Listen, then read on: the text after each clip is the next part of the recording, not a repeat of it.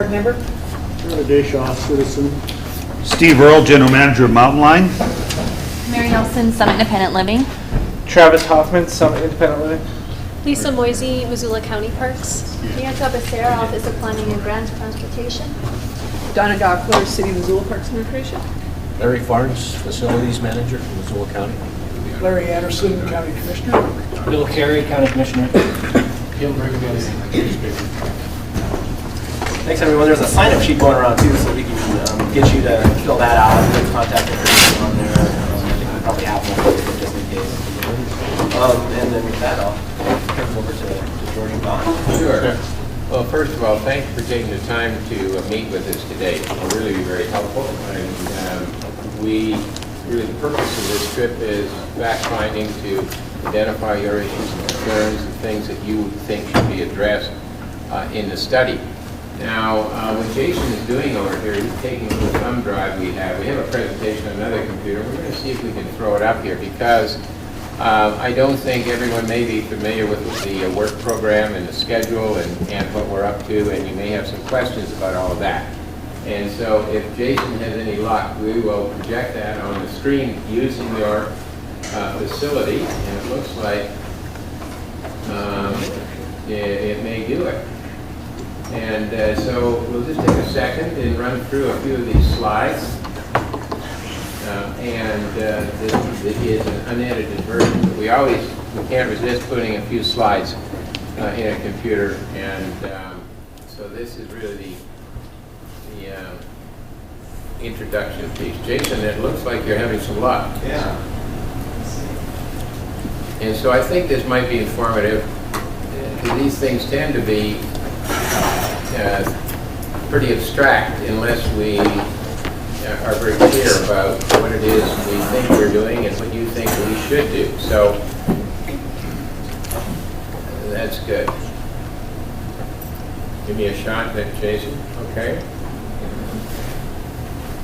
And just give it full screen. And would you stay over there? Yeah. All right. And let's go to the next one. And so typically, this what we would like to do is just review the schedule and get your sense of what we know at this point about previous planning efforts and identify. This is all about identifying your issues and concerns and going around the table and doing that today.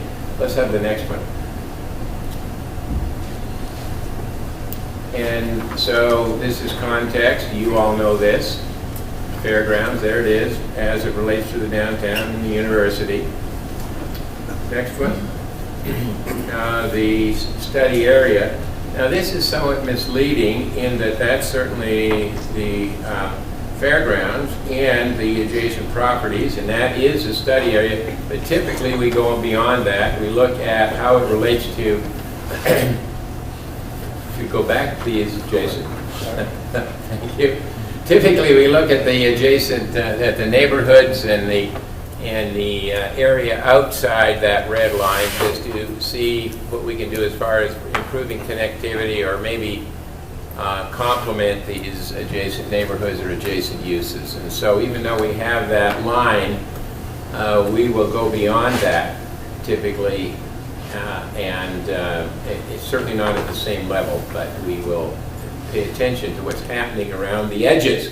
All right, next one, please. So, this is what we understand the charge is to date. You see it up here. Financially sustainable, and you can read these bullets going on down. And if this needs to be expanded, we can do that. But that is generally the charge as we understand it right now. Okay, next one. We have a response sheet which we'd like to hand out. I don't know how many we have, Jason. I've got about 40, so we can. So we have enough. This group, yeah. And basically, what we like to do is ask you to identify your top 3 issues and concerns. Now, you can identify more than that, but if everyone identified, for instance, as one of your top 3, the condition of the restrooms, we would say that's probably something that ought to be looked at, we ought to take seriously. So So we're not trying to prioritize things, but we're trying to get a sense of what you think the issues are. So if you would be kind enough to fill one of these out after we pass them around and before you leave, that would be very, very helpful. And we'll get back to you and let you know just what you said. Next one. And then we're going to go through this quickly because many people know we're a small, go back one, we're a small office out of Portland. And we've been doing this for a long time. Downtown revitalization, and we've done some county fair projects. One of the most, and these, so let's go to the next one. It makes me look very old. We work on cities. We're out of Portland, for those who don't know, and as you know, we save the good headlines and get rid of the bad ones. And we've changed our downtown over a period of time. We've learned from our successes and failures. But going back to fairgrounds for a minute, we have worked on a couple recently, one in Lincoln, Nebraska, and the other one in Oregon, the Salem State Fair. Many of the same issues that you have here. As we walked around this afternoon, it was a lot like walking around the Oregon State Fairgrounds. So that's really fun, and we just finished that master plan this year. And then we have, of course, we have worked on we're just finishing up your downtown master plan and have had terrific participation, and we think you'll be doing some great things in the future. Next one, please. And, this is the Salem State Fair. Thank you. All right, we'll move on. And so there is a process that's been identified here. And there's a starting and a designing, and we are in the starting phase. And Jason, why don't we go to the next one? And so here we are then, December 3-4. And the idea is to collect information and identify the opportunities and constraints. It's very difficult to solve a problem unless you know what the problem is. And we want to make sure we're trying to solve the right problem. Now, we have also, and we're going to have some slides coming up here, reviewed a lot of your information and some of the great reports and some of the work that's been completed to date. And it gives us a sense of things, but in the end, this is all about making sure we're all on the same page. Now, there is that's 1A, 1B, starting designing, and if you were to look at another site, you would follow. But go back to the other one, Jason, the other schedule here. Right. The idea then is for us to spend a couple of days here and work with you, and then to develop some alternatives, and these 3 alternatives for what might happen as far as a master plan on this site. And then you can see that the meeting number 2 is sometime in April, probably early April, mid-April, to come back with those alternatives, get your reaction to those, and then develop one of those alternatives or a combination of those alternatives or something else that might come out of all of that, and then come back then it looks like here in early July then with a refined alternative that reflects your thinking. Okay, let's just flip up through the next couple here. Then. Now, prior planning, Jason, do you want to talk about this since you put these slides in? Yeah, we've looked at 3 different concepts. This is the Central Park concept they developed 4 plans, but essentially all of them reorganized the fair site in the upper left-hand side of the screen. It maintained the College of Technology to the east, and then there were a series of alternatives for active and passive park use on the majority of the south side of the site. And we've had lots of discussion about that one, so that was an interesting study. Again, these were basically the key ideas that came out of all 4 concepts. Read those quickly here. I've run through them in terms of keeping the fairgrounds, technology, and sort of restructuring the ball fields into more active and passive. And the other is a Fair Commission study done in 2007. There were, I believe, 3 concepts developed here. We're showing concept number 1, but concept number 3, I believe, was the preferred concept, and it essentially was looking at about an 87,000 square foot exhibition space and a variety of other sort of full reorganization of the fairground site. And then this is an earlier plan, the Missoula Western Fair from 1989. It's a fairly older plan, and it maintains a lot of the integrity of how the fair still works today. There's a little bit of some transportation adjustments and access, but it's basically, utilizing the existing site that we have, and the majority of the location of existing uses will continue. So, And I think the reason we included this is we pay attention to the work that has been done before and the thinking behind it because it informs it. So any information you have, we would appreciate having a look at.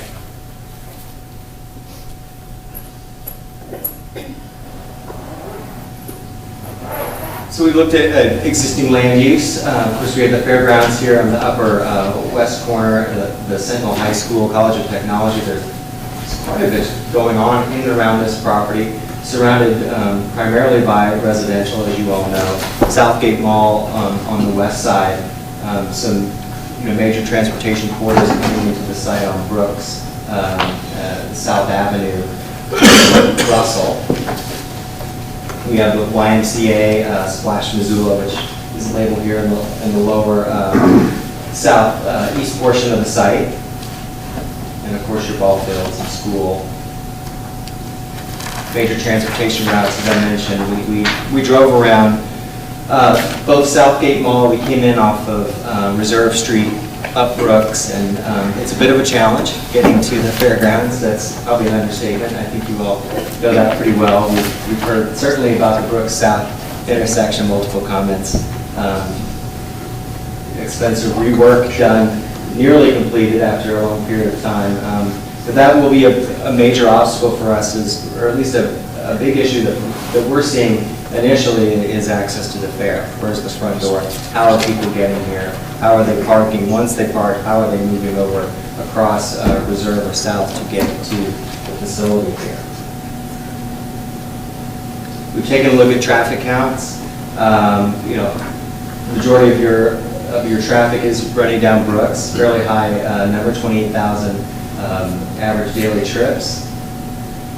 And Reserve, those are sort of your main conduits to the fairgrounds. And then South Higgins is a fair amount of traffic as well.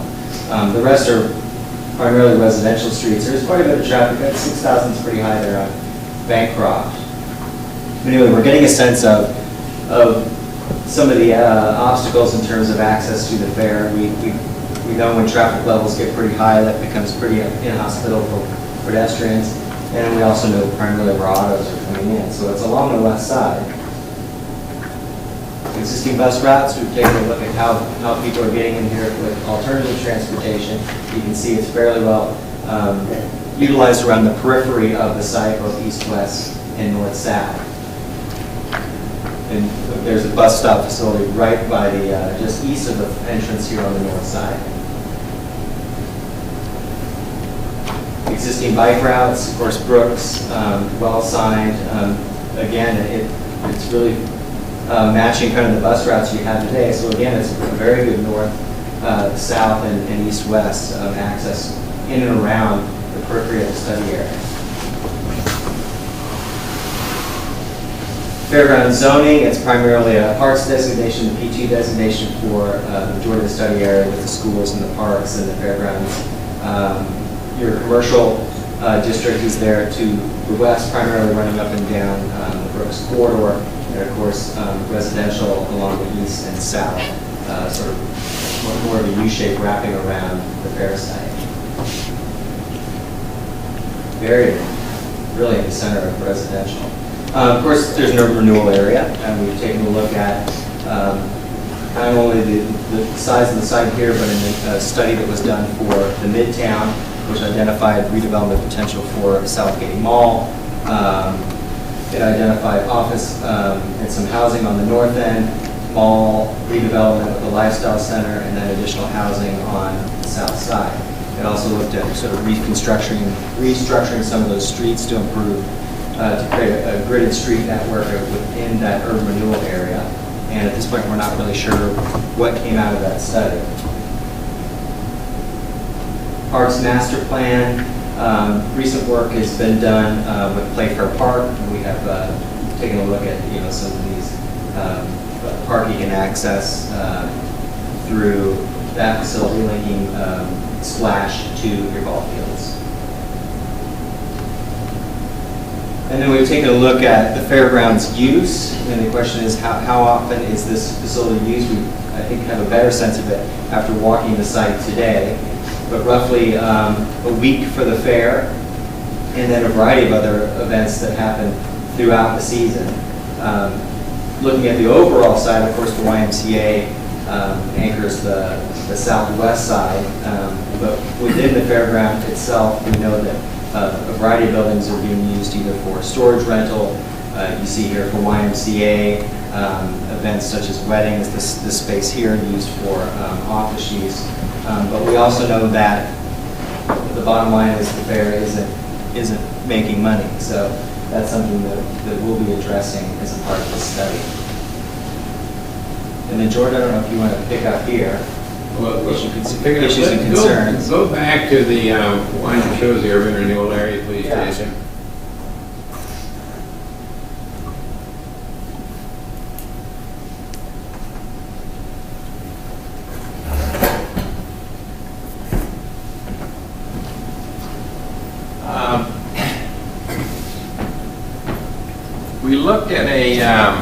We've looked at the work that you've completed, planning work over here. We also looked at a plan for this area over here. It was completed by the ULI, and then there was another study done.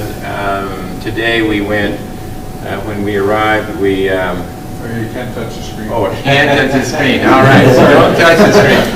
And so today we toured.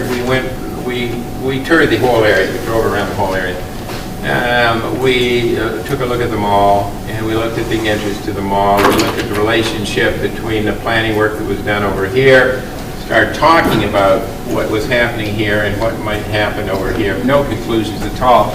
And that's why, the only reason I bring that up is when we talk about going outside this area right here, we then look at what's happening around it to see if there's some kind of synergy or things that will work together so that each is stronger. So as you think about all of this, identify your issues and concerns, certainly feel free to go outside the area and add anything you want, because it'll be very helpful. So that is really the kind of where we are. That's all we know. We know nothing at this point. And we're interested in your observations. And so first of all, what I'd like to do is just entertain any questions you have of us. And then what I would like to do then is have a discussion about the issues and concerns. So questions. And do you have any questions for us about what we're doing and what we should do? Schedule, anything? One thing to know is that a substantial portion of the southern part of your study area are flood retention basins. From Splash, Montana, the play fields, all the way to the YMCA are large flood control structures. Yeah, Jason, let's identify where that flood control area is on the map. So if you just Put the site map back up. Yeah.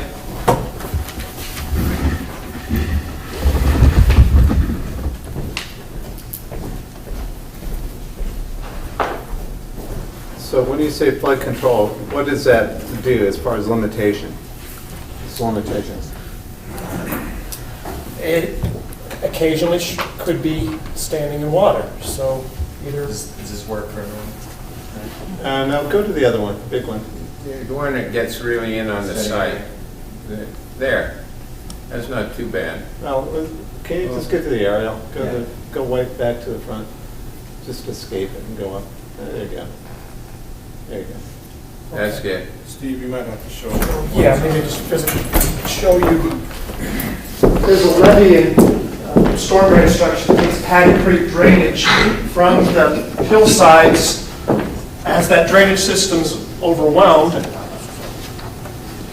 there's overflow structures here, water flows into a basin here. There's actually a levee system around the perimeter of this ball field.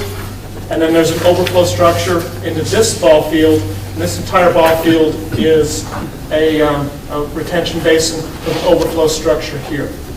And so any improvements would either need to float or be temporary. Or substantially redo the flood control. Sure. And Jimmy, I'm curious, have those kicked in at any time? No, they wouldn't kick in until an extreme storm, perhaps a 50-year return frequency storm. So it's really that whole southern piece then? Has it ever done? No, and it really has not been expected to. It was put in just less than 10 years ago. 4 or something. Was Steve put it in 04? Yeah, I think it's 04. It was substantially completed. Okay, that's good. That's very helpful. Thank you. Also, Other comments? the 9 ball fields west of Stevens, if it connected all the way through, I believe would be challenged to change to any other use than youth baseball.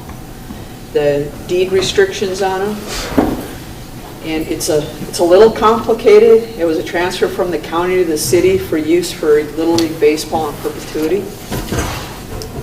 The documents aren't really succinct. Stevens shooting through, right? Okay, yeah. Can you point that out for us here? Get it? So the softball fields are not deeded specifically. It's just a dedicated park, but the baseball fields are deeded for baseball. So if they were changed, they'd revert back to the county?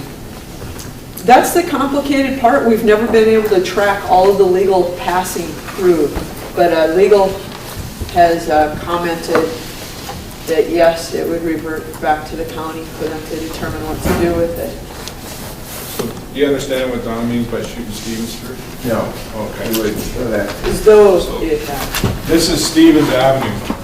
One of the thoughts was, in discussions, was to shoot that all the way through, and then meets up with Stevens on the north, Stevens on the south. And that's where Don is talking about going through the ball field, and Steve mentioned the flooding set up for the water. So is that pathway kind of the edge of the ball fields right there? Well, it's the dike. The path is on the dike. Okay. And so I'm not advocating the road go through. Sure. I'm telling you, there's a line. Because somebody said that before, and it's Yeah. helpful to know. But could a road go through without changing the use? And for instance, is that an issue? Well, we'd lose 4 softball fields. Is that just that tight Yes. as far as space? Because the softball fields come right up to that line. Well, I'm assuming, Steve, I guess you could build a road right on top of the dike. Yes, you could, and it could be a very narrow link. I don't know that the fields are an explicit limitation. You might be able to move the eastern fields. I think the western fields are pretty well set. We can change orientation. I mean, in the department, we've always talked about putting home fields together. Sure. Because you create a better experience Right. for programming by having your concessions and Right, and all your it's a hub. fans in a festival setting, so all the home fields are together. But So the COT building is not in the way of extending that road straight through? It gets a little narrow, but the road does run through to the lot right here. Steven runs to this corner right here, and then turns and goes back to the back of COT or over to the high school. There's a big gravel parking lot right here, which is parking to access the football field once it's inside the track. So Steven goes to about this point. It gets a little narrow. This is the parking lot for COT. You actually have to drive it down through there. So assuming we know nothing again, what was the rationale, somebody who talked about putting Stevens all the way through? What was their thought about that? It's to relieve Brooks and Brooks South Russell in particular. It was considered in past transportation plans and not brought forward because it wasn't going to relieve Brooks South Russell. The cost benefit was determined not to be appropriate for our long-range transportation plan. So it's been considered and modeled, but it's not in the current plan. It's still certainly, I think, on the table. Right. These are all helpful. Other comments, thoughts, things we need to know here? These are important. Anything we're overlooking at this point?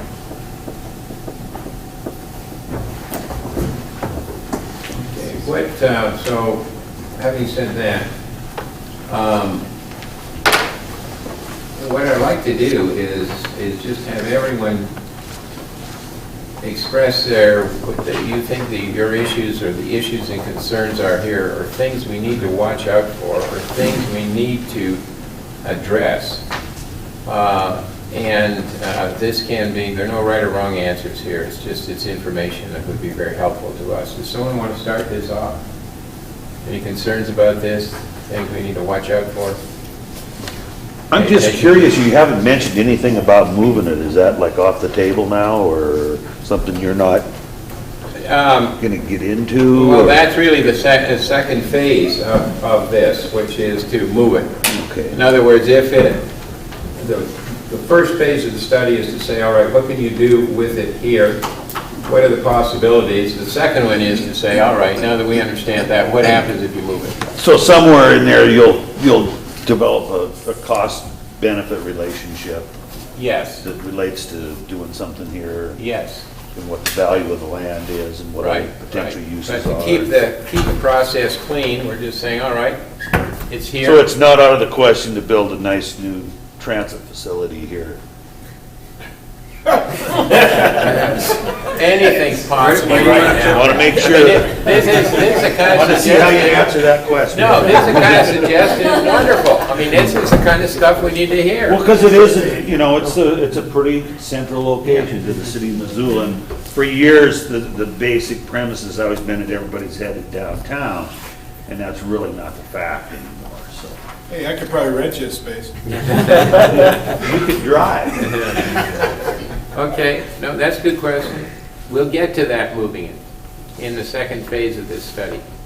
So we're really talking about the first phase now, which is let's do the very best. Well, and I guess a follow-up question kind of gets to what Steve said about Stevens Avenue, and I assume you'll do some, as you look at developing the land, some traffic modeling and see what it does to an area that's already maybe at a worse or a tougher service level than what the public generally wants to accept in Missoula. Not that it's something I agree with, but. We will certainly consider the traffic impacts. Yeah. For all of the alternatives, at least the preferred alternative, we'll be looking at that, looking at the model and others. I think one of the things about the overall plan, and if we're talking about the fair or other activities being here, is I don't think that access by foot or bike is necessary as easy as the slide portrays.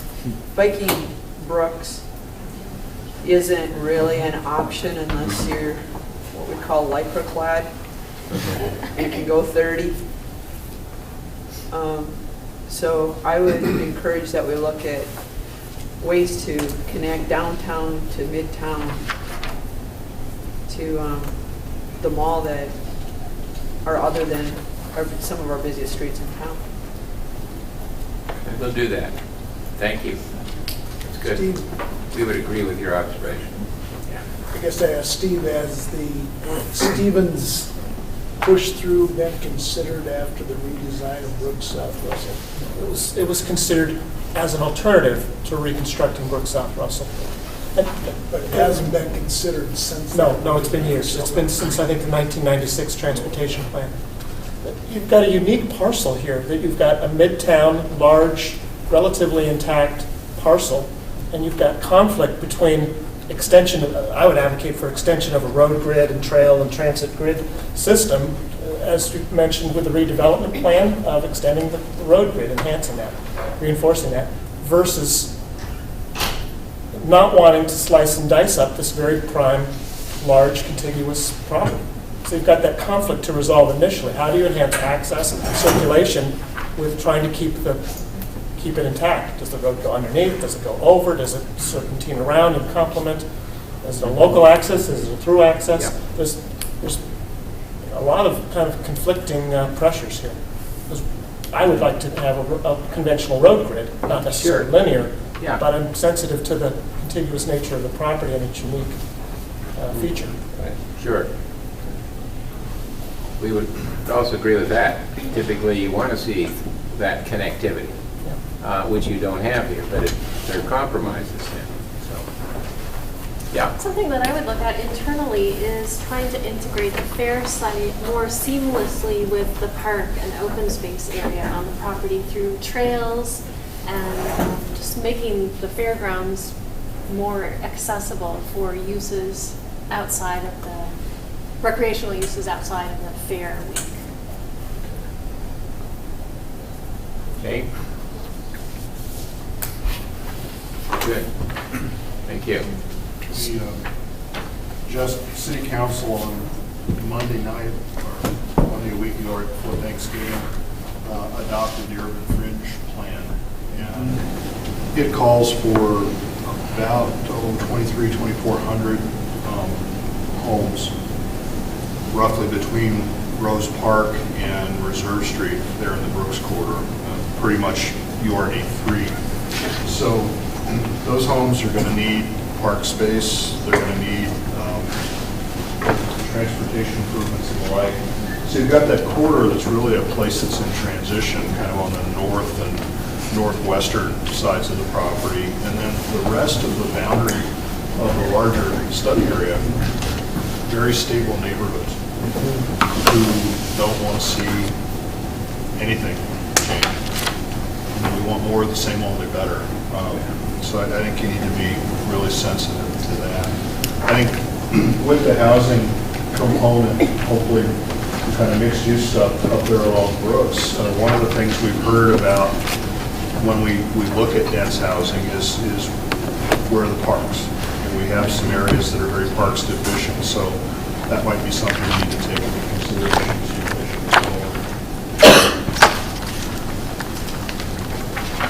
Okay. Is there anything we should know about as far as the zone rewrite that might affect this area? Any issues at all? Okay. You know, a huge part of the residential to the east of the property is zoned A. You know, it's a 1932 National Model Ordinance Zone District.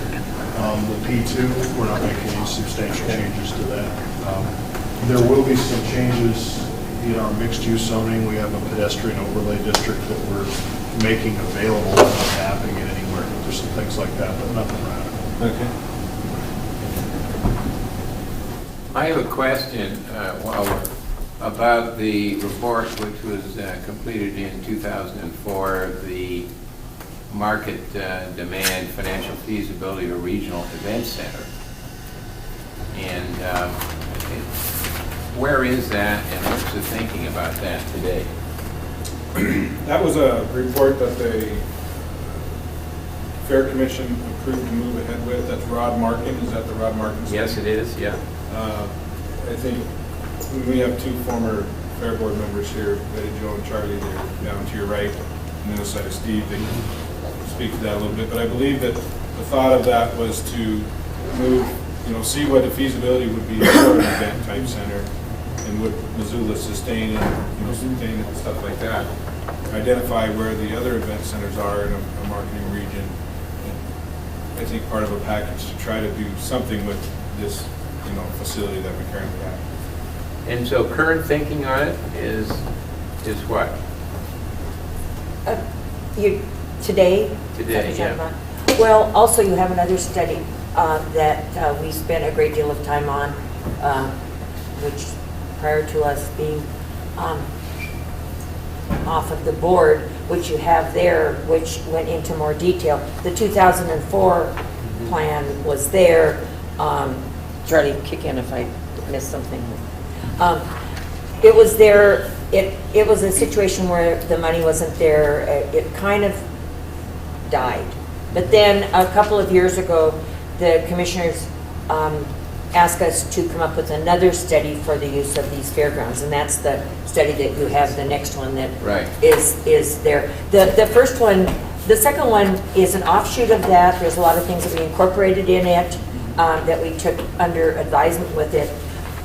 But the main study, which we spent a lot of time and a lot of energy on, was the other one that came out in, I guess it would be dated 2007, perhaps. And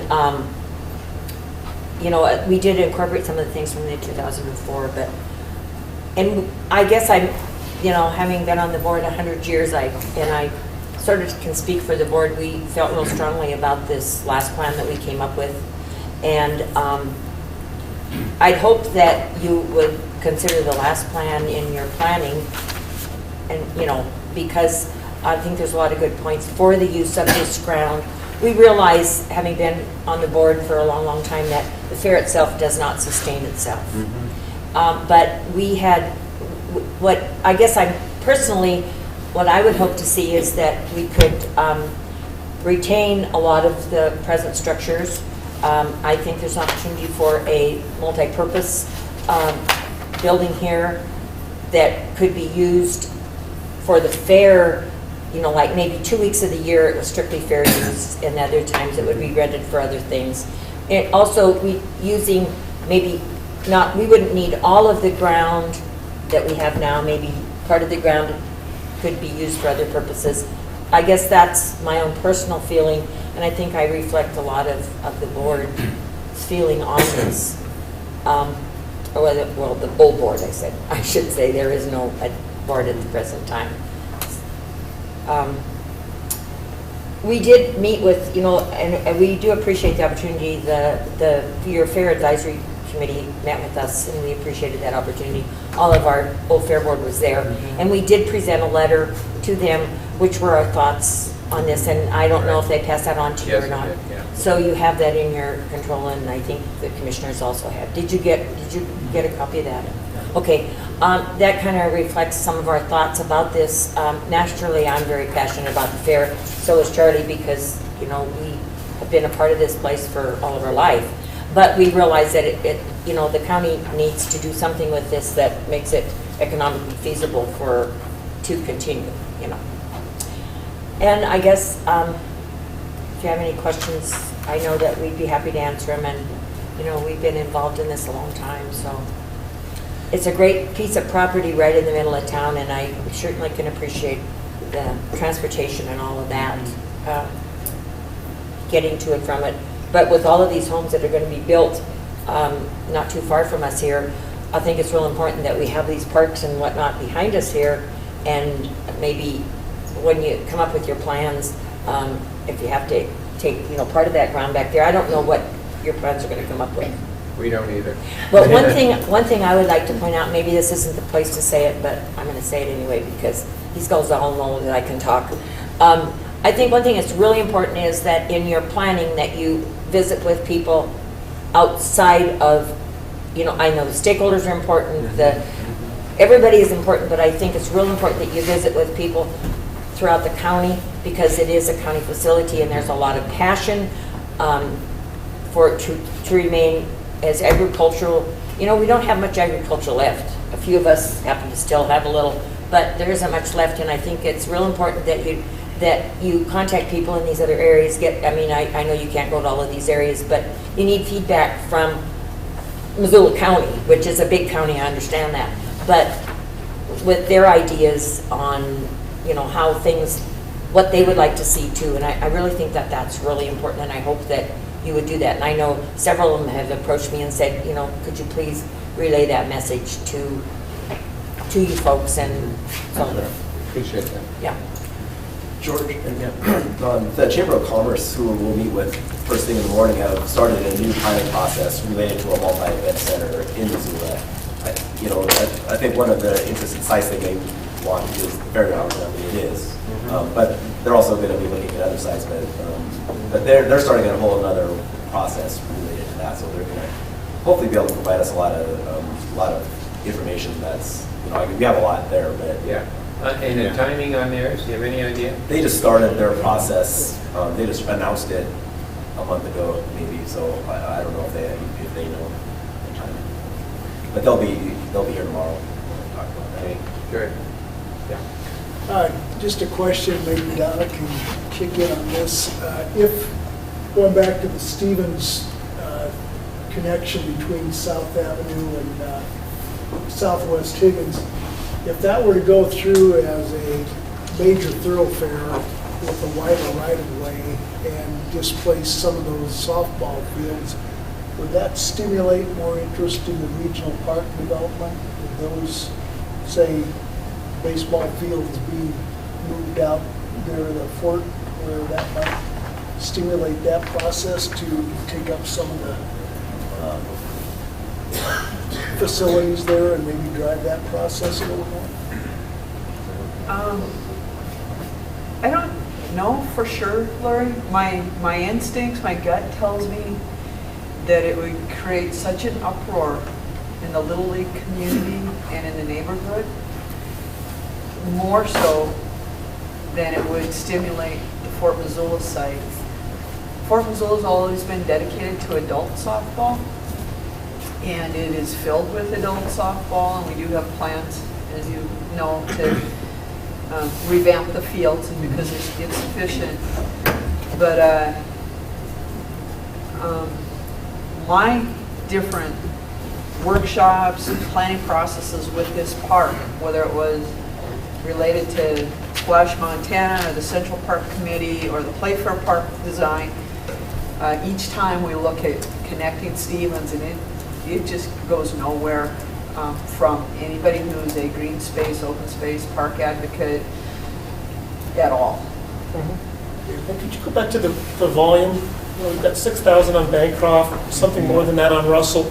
I don't know that we're starved for north-south connection that would warrant the Stevens, the cost benefit of Stevens.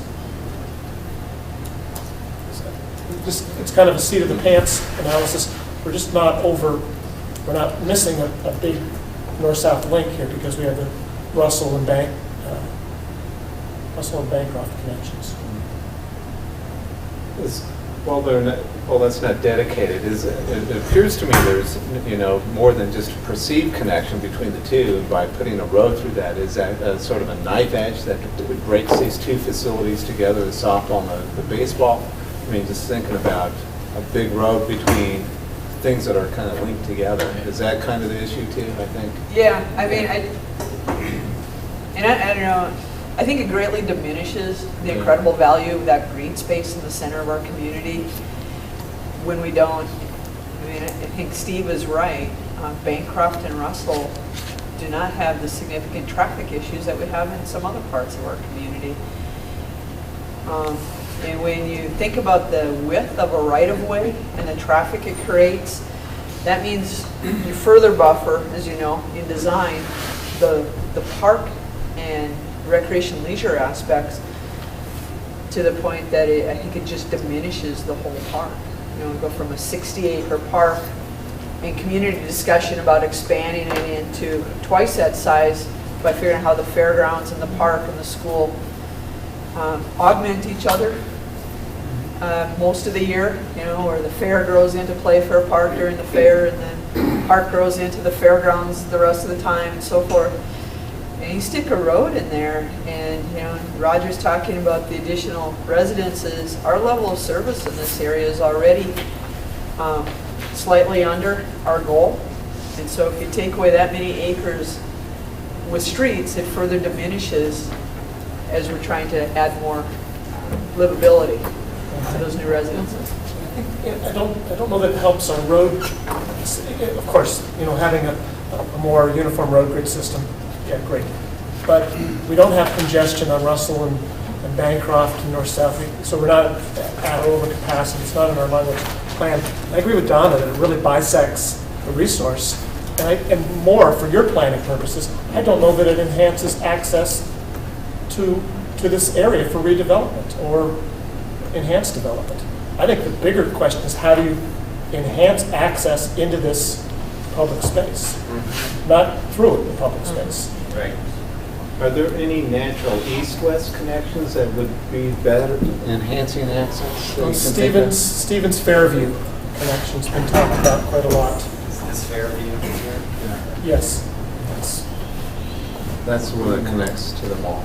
It's where it connects to the mall. It's got a signal on Brooks, connects to Stevens. 39 feet. Yeah, so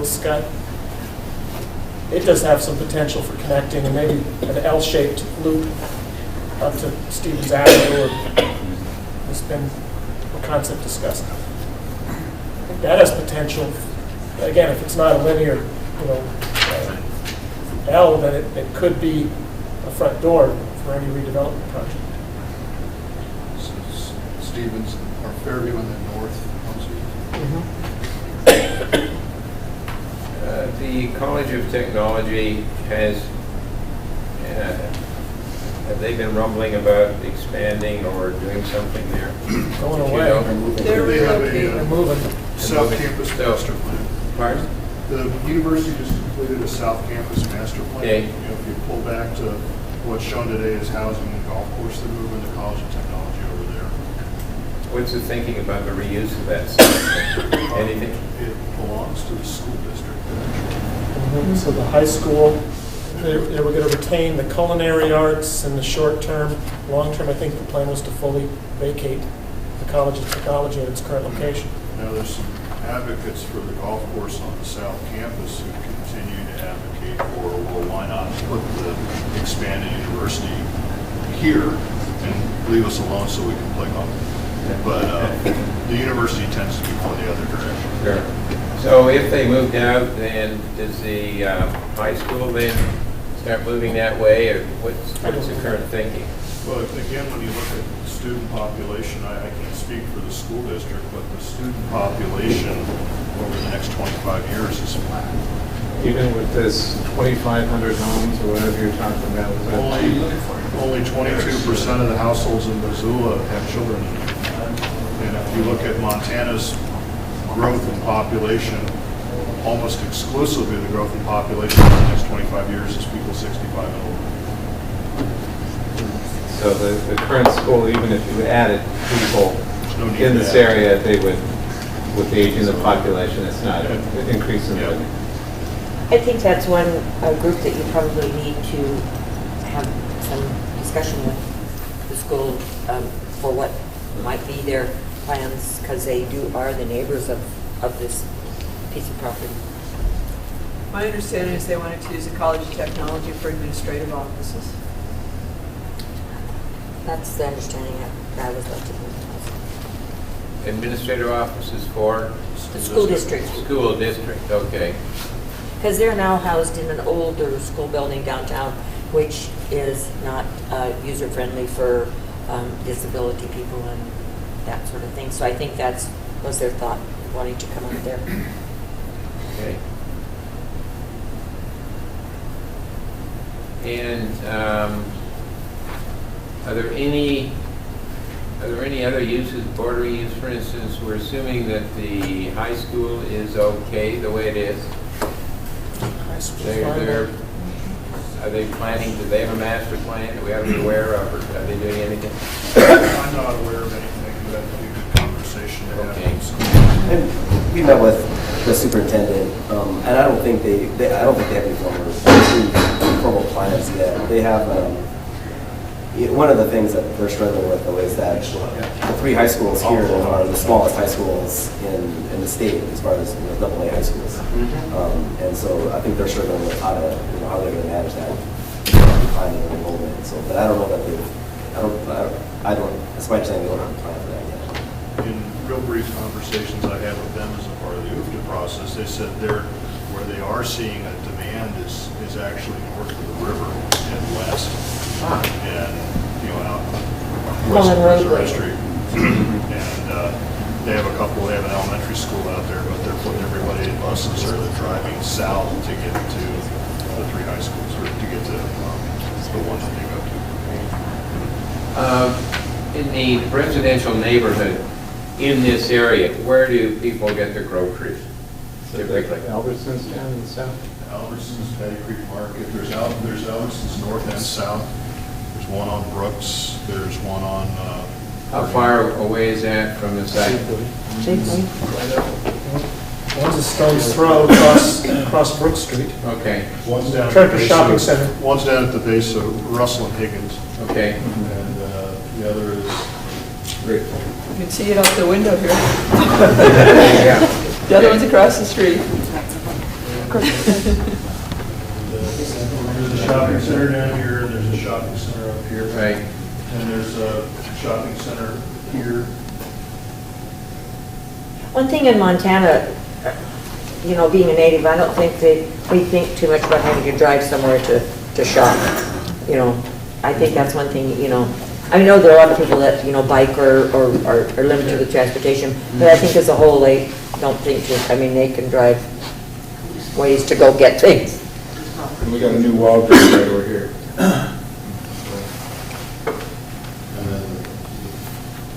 So the area is pretty well served. Oh, yeah, further out Brooks, we go on the other side of Reserve, there's a Walmart, there's a Kmart. Yeah. There- Steve, are there any thoughts about the intersection there at Brooks, about changing that, or any improvements or thoughts about that, or in the transportation plan? No, it was recently improved, and it probably will remain in the foreseeable future. There's no modifications in our long-range transportation plan. I don't think it's perfect. I think that connections between this acreage and the shopping centers, I think it's still an impediment for access across Brooks. Carmen described the limitations on bike facilities on Brooks. I think it's good in the immediate vicinity of your study area, but it really doesn't connect well on the arterial system. But Brooks South Russell, as it is now, probably will be within our 20-year planning horizon. Okay. What I'd like to do is go around the table and just hear from everyone, get your thoughts on anything. You can pass if you want, but I'd like to, Jason, I'll start with you and you can pass. I'll pass it over to Roger. Okay, Roger. Well, you've heard mine, the stable residential neighborhoods. If you want to stir up a hornet's nest, go kicking around in those residential neighborhoods. The College of Technology, just what happens there. I hate to see the school district move from where it is. I understand the problems with the building, but it's kind of nice to have those functions in the heart of town. And then how you integrate this into URD3, I think if you did your planning with this map instead of the type map, a lot of times people's thinking is affected by what they're looking at. And I hate to see it be a fortress plan. I really like to see it be a plan that looked more broadly. You heard as far as the breadth of the entire county, but I wouldn't pull it into 3 blocks on either side of that red line. Okay, I agree with that. Great. I think from the fair event perspective, I think it's really important to identify the type of facilities that we need to be able to continue an agricultural type fair, but the facilities that we can afford and facilities that that may or may not generate revenue in the off times, but actually move us towards that sustainability piece. And whether that's at this location or another, I think that's going to be the key to this process. And I think identifying those types of facilities for any of the livestock and those types of exhibits. And then I think I'll echo what Lisa said before about regarding this particular parcel here is that I think one of the most important things to be able to do is get the fences down and connect the parcels for pedestrians and bikes throughout. I mean, this is all 160 some acres of public land that that you can't walk across because it's fenced. So I'd like to be able to see that happen. A question: has there been any work on a program, on a long-range program for the fair that you know of saying kind of a wish list if we only could, and given what's happening in other fairs, in other places, is there something we should know about here? Jerry, I think, would be best to answer that question. I think, like the livestock, they're starting kind of some planning efforts on what's going to happen in the future. And I think one thing is that the 4-H activities have seen a resurgence in recent years, and it's a growing event. And we hopefully continue that into the future. And we want to be able to make sure that coming out of this process, we kind of have a plan to provide those type of facilities. Okay, thank you. You can pass. You can pass, okay. Well, it's, I guess what I look at is there a possibility for this ground to meet community needs? I think it's obvious what community needs. 46 acres, you could do half of that as parks and open space. and still have some room for a mixed-use residential, commercial kind of thing. You could do the transit hub. I think that's real important. And you also might, I think a vibrant fair is critically important to the community. I'm not so sure it has to be on this site. There is ground the county owns out by the Historical Museum, and it might work as a truly historical kind of fair if we move some of these historical buildings out there, that sort of thing. But this is a prime piece of ground, and we have to look at the community's needs and see which ones we might be able to help meet. Affordable home ownership is a big one, and here as elsewhere. So perhaps there's some models we could introduce that would help people afford to own a home or a condo or whatever you want to call it. But I don't know, I see almost like a village within this ground, more reduced car use, if any, in the interior, I have no idea whether that works in practice or not. But we do need a vibrant, healthy fair. I think it's just good for everybody. Thank you. Well, the reason I think we started this process was to look at a financially self-sustaining fair. And that's kind of the heart of the issue and what triggered this whole process. So whether that model can be done here or whether it's done in another location, we hope that this process will give us some answers or insight into that. I think one of the big keys is that whole red area there is what is that going to look like 10 or 15 years down the road, and how will this tract of land fit into the activities that are going on there? Will there be more demand for parking? Will there be more population center there? What the use in that URD area there is going to dictate a lot of how compatible whatever goes on here is with the rest of this community here. So I think that's a couple of the important issues there is how is that going to fit in? You've got residential on the east and the south that are, as Roger says, pretty well stable. You've got all these other activities going on there, but you don't know what's going to happen on the north side of Brooks and along that URD area. So that's going to be in my mind, a big question to probably try to get some indication of is what the future plans of that area will be and how this tract of land would fit into that. Thank you. Okay. I look at this from a couple different ways, being facilities. And one of the facilities there that sort of barriers against blending into the parks, blending into the rest of the park areas, that racetrack. I think one of the issues we really have to decide is that piece of land, and if it's going to stay part of this area, or can we use that for other things and open that space up for more use during the off season of the fair, and making that part of that whole city park use area. Donna says we're still under the amount of space needed for parks for that residential area. If we can open it up and use that, and still have the fairgrounds there. Plus look at some of the buildings and utilities in there. We've got lots of issues. Thank you. Great. I think I'm fine, thanks. I spoke a lot already. I would echo what Steve and Roger have said already. I think access to this site is going to be key to the success of the plan. And I think addressing the needs of the community in terms of park needs for the future housing in the area will be also essential. I think one of the greatest opportunities is that this is a huge contiguous piece of land, and it's hard to find that in the county, I think, nowadays. So retaining that, I think, would be really good for the community too. Thank you. I'm going to reiterate a little bit what I said, and I guess parrot what others have said, but I think it's really important on this site to look at providing internal flexibility between the fair use and the park use or whatever other uses may occur here so that those can complement one another and look for creative ways to integrate those uses.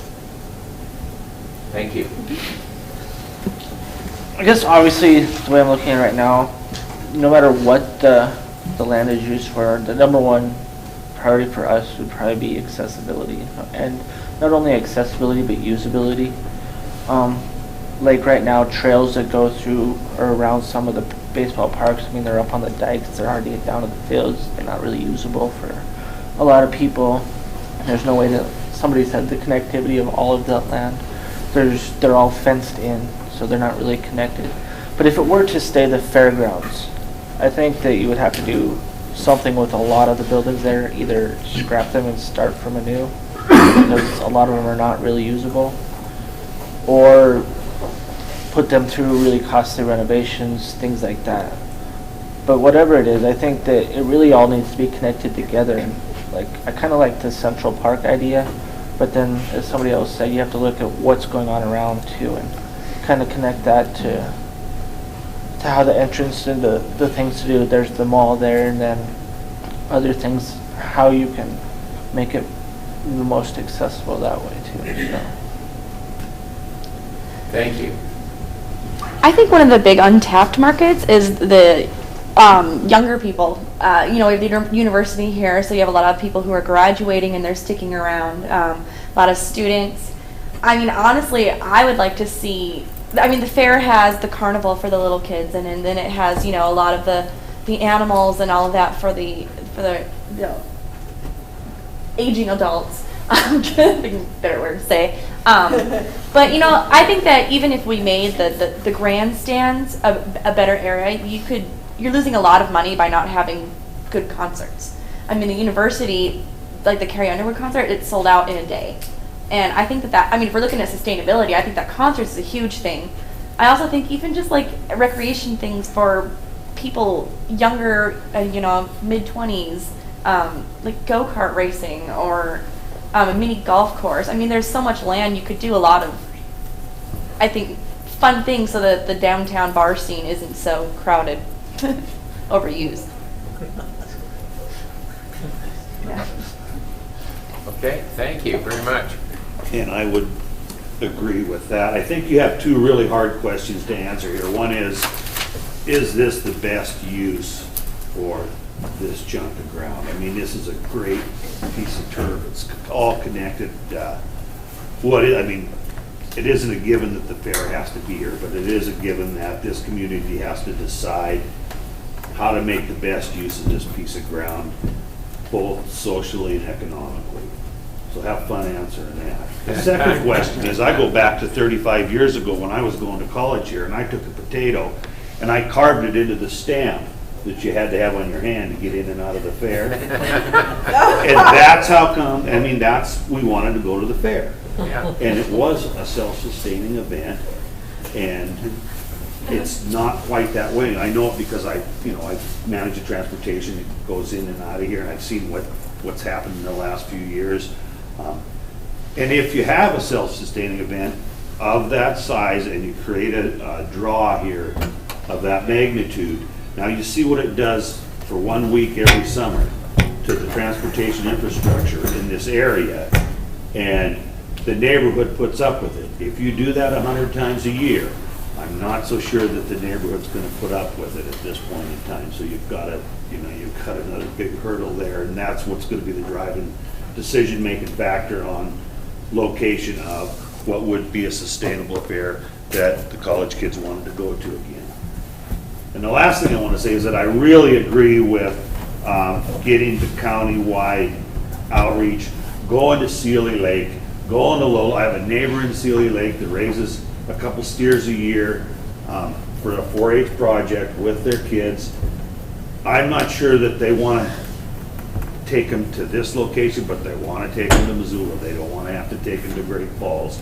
And I think they contribute financially to the county, at least based on the economics of their area, just like everybody else in town, and they need an opportunity to give you some input. Thank you. My name is Charlie Deshaw. I disagree about residential, affordable residential housing. There's no such thing in Missoula as affordable residential housing. Impact fees and everything else, prices are way up. This space, to me, is irreplaceable. Once it's gone, it's gone. 46 acres right in the middle of Missoula. I agree with the park system and the trails and making it more accessible for people to use, and that reflects in that 07 plan. If there were a multi-purpose building there, everything would be inside. There wouldn't be any noise. There would be a lot more compatible with the neighborhood. I know that's not too popular here, but you know, it has to be inviting. Getting into it has got to be studied. And Larry was talking about 15 years down the road, or you're going to look 15 years down the road and say, what did we do? Half of this property is gone. If you put residential in there, you're going to have to put streets in there, and that's going to cut it up. So I don't think that's a very good point. A lot of history there, 100 years. I think that's a jewel in the middle of Missoula. If we can, we should keep it. Thank you. Well, you've already heard some of my thoughts. I appreciated the fact that this gentleman also thought getting information from other areas is important, and I'm sure people have thought of that too. I agree that this piece of ground, we're not making any ground anymore. I think there's no reason why it can't retain its history, have a plan for sustainability so the county doesn't have to subsidize it. There are fairgrounds like this right in the middle of many towns, and I'm sure you folks have seen these. You know, Salt Lake City's fairgrounds is right there. You know, I mean, it was way out in the country when it first was there, but now everything has come into it. And the history of this place is really important. Maybe more important to some of us natives than to some of those people the newcomers. But I think it's just important that, I don't think the fair and the fairgrounds probably it depends on what you do with horse racing. And like somebody said over here, what you do with the track. But if for some reason that is taken out of the equation, I think there's no reason why there isn't enough ground to have more for the parks, or combine things so that everybody has things. You still have your place for your good old agricultural fair, because I think it's just really important to everybody in Montana. And I know people come all over to this fair, and that brings a ton of money into here. And I think if we had this building, you could have concerts, you could appease the younger people. I know the university can't take care of everything because they don't have a facility, but if we had a facility here, that facility is only available, it's available everything except maybe 2 weeks for the fair or something like that. There are buildings that you can bring animals in and out. Used to have things at the field house, rodeos and whatnot, but they haven't anymore. But you just need a multi-purpose building on here, and there's some buildings on here that'll have to go, we all know that, but there's some buildings that should never go. I'd like to add another thing, that we recently went to a fair meeting in Coeur d'Alene. A lot of fairs are represented there, and almost every one of those fairs has got a big building, some kind of multi-purpose building. Not necessarily owned or operated by the county, but that's how they're sustaining their fair. And that was our idea with this same property. Thank you. All right. I'd hope that you'd look at leveraging this acreage for Midtown Missoula as one concept, because of its unique nature. And I don't know if it's scrape it and start over or reinforce what's here, but think about this as a fulcrum for, it's at the hub, literally, of our Midtown Missoula. How can it serve the highest use for our Midtown community? That's one side of it. That's polar from what Betty was talking about as far as the county. This is also a county facility. The hard part that nobody's mentioned at the table here is there's been a lot of plans. There's been very little actual action. So to build consensus, that's your challenge. I think the planning is relatively easy compared to trying to get consensus. And my advice is that if you're going to have a redevelopment project, that it's a package deal with where the fair is going to be relocated.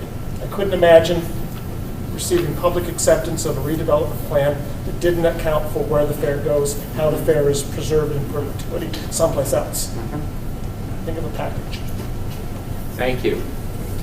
Mr. Randy, would you like to comment or would you like to pass? I'm going to pass. Okay. Hey, I thought you had the answer right away.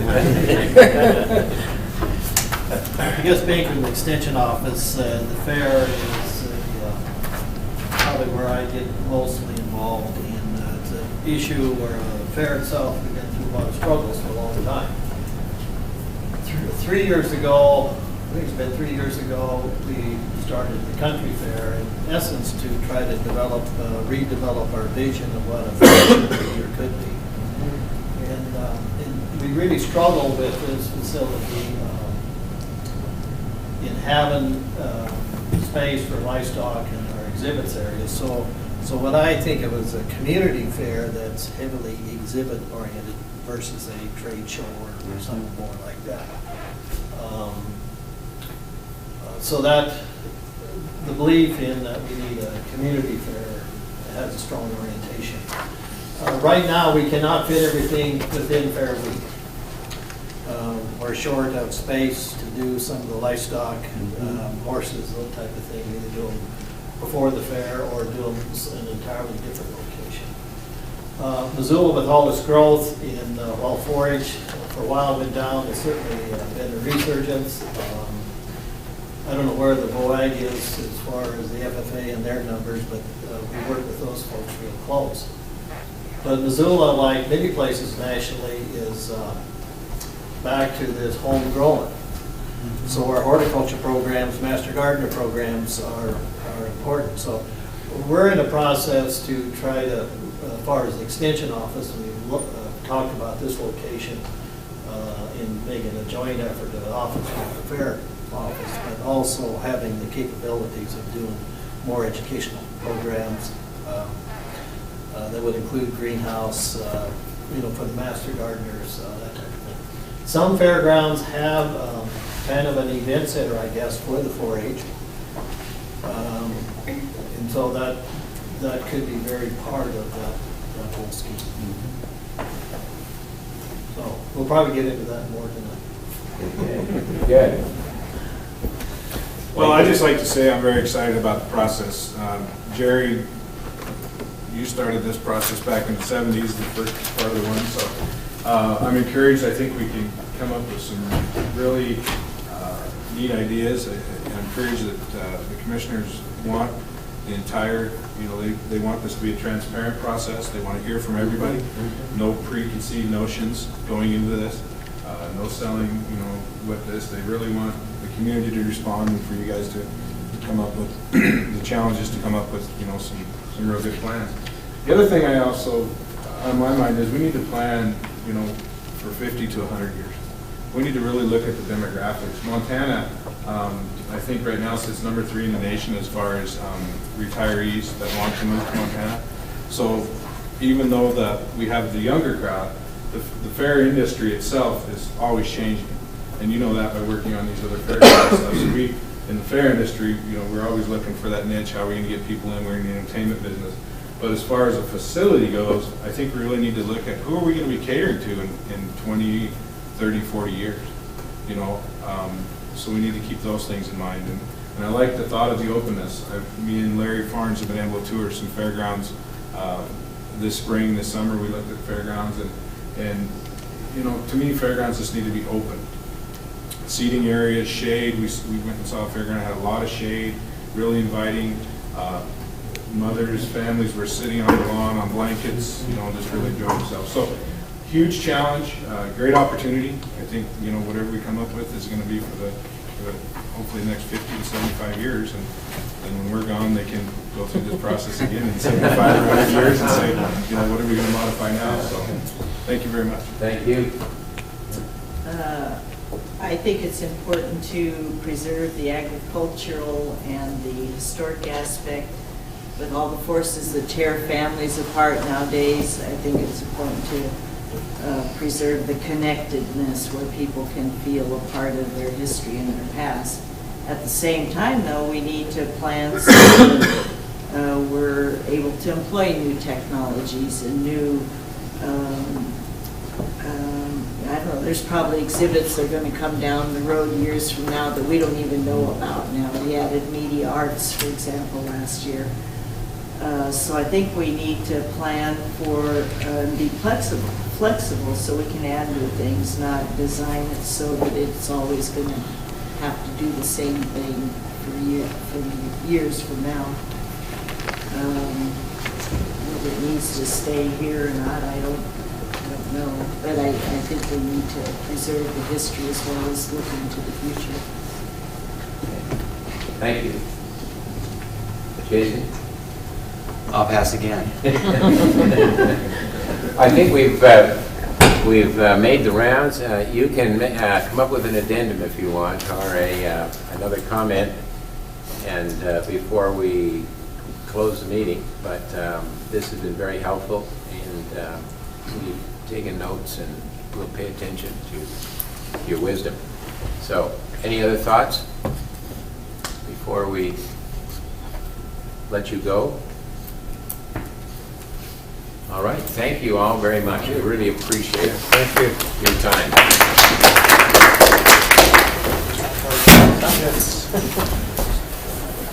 Appreciate it. Thank you.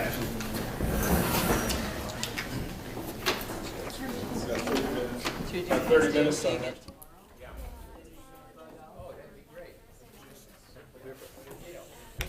Off session for our fair planning process, and this session was particular to the horse racing interests. I'd like to start off with maybe we just do a round of introductions. I think we've got a sign-up sheet going around, so please sign in and give your contact information so we can make sure to keep you involved in this process. I'll start by introducing myself. I'm Dale Bickle. I'm the county's new Chief Administrative Officer. I'm Barbara Behrens, the Missoula County Auditor. Larry Anderson, Missoula County Commissioner. Barry Barnes, the Facilities Manager. Lee Braley, Turf Club member. Roger Fraley, Turf Club. Maurice Halverson, Turf Club member. Bruce Nicholas, horse racing interest. Val Crossland, Turf Club member, simulcast operator. Dave Truman, Turf Club. Linda Truman, Turf Club and co-horse racing owner. Mark Edwards, owner trainer. Jeff Patterson. Dale Bagdell. I'm Dale Malum. I'm a breeder. Nick Alonzo. Don Arambula from Crandall Arambula, the consultant. George Crandall from Crandall Arambula. Terry Marks, Extension Office. Scott Meter, Fair Manager. In this Bisbee Fair office. I'm Cliff Larson, I'm a breeder. Bill Looney, I'm just here. I'm Buck Smith. Rick Williams, Illinois Car Shows. I'm Dan Rowas. Madeline Heitzman, Fund Mission. We're back here, cameraman. There you go. Forgot us. Go ahead.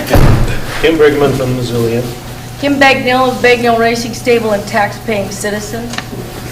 And did we miss anyone? I don't think so.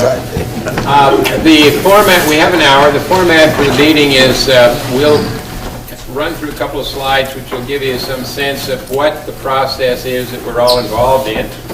And then we would like to open it up and have you ask questions, and we'll try and provide some answers. And then what we would like to do is go around the table and hear from each one of you before the meeting's over to get your thoughts about things, issues and concerns you have, or things that you think need to be addressed in this planning effort. So, having said that, let's get on with it. And we have some slides up here, and I'm informed that if I turn the screen, it'll move ahead.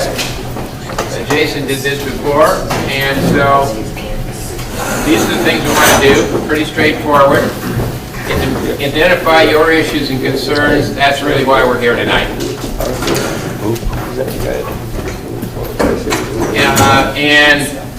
This is a slide you really don't need to see. You know where you are. And here's the fairgrounds, and here's the downtown, and there's the context map. The site, the study area is outlined in red, and red dotted line. When I touch the screen, it jumps ahead, so we'll go on back one.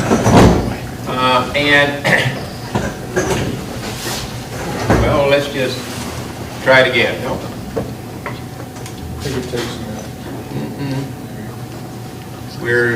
I'm getting used to this technology, this fancy screen we have here, which is great. What's when you want this to go? So that even though we have it just has a mind of its own, which is great.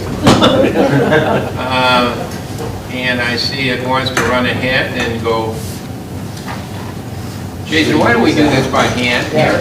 Because it seems to be, let me try it again here. 1, 2, and I'm going to hit it once again, and then you can correct if I need to. The idea is that is a study area boundary, but we'll look beyond that. We have to look beyond that. So it isn't as if we go to that edge and don't look at the connectivity and what's happening in the surrounding neighborhood. And so we will look at a larger study area. And this is really the project purpose as it's set up. And we want the fair to be financially sustainable and to do these other two things that you see here. And you can add things to this. There's nothing, this is where we are at this point in time. There's a response sheet. Do we have enough of these, Jason, or not? I think most of them are out, but we'll bring up a few more. In other words, we would like you to fill out one of these before you leave and really list your top 3 issues and concerns. And we'll take that, tally it. You can add anything else you want. You can write on the back, but it gives us a sense of what your specific issues and concerns are. To be very helpful, we'll tally that and get back to you. And then we're often asked, who are we? Well, we're a small firm out of Portland, Oregon. And we have been in this business a long time, longer than I'd like to admit. This is what we do. We work on cities around the country. We have worked on fairgrounds plans. Recently, we worked on one in Lincoln, Nebraska, and just finished up one in Salem, Oregon for the Oregon Fair. We have been active in Portland for many years, and we get good reviews, which we say we get rid of the bad ones, but we have learned from our successes and our mistakes, and some shots from our downtown, befores in the upper and afters in the lower. Of course, we had the privilege of working with all of you on your downtown plan, which is just finishing up, and this is a sketch from the Oregon State Fairgrounds, and we used a very similar process to the one we're talking about using here. And so the process is something like this. There's a starting piece, there's a designing piece. We're in the starting piece right now, which is to identify the opportunities and constraints, look at the existing conditions. And then, in the second part, to look at 3 conceptual alternatives for this site.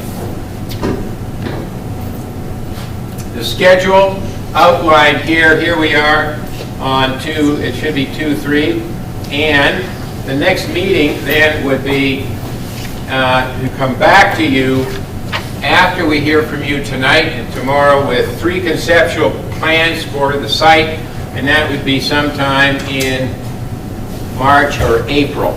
Come back with those alternatives for your review and comment.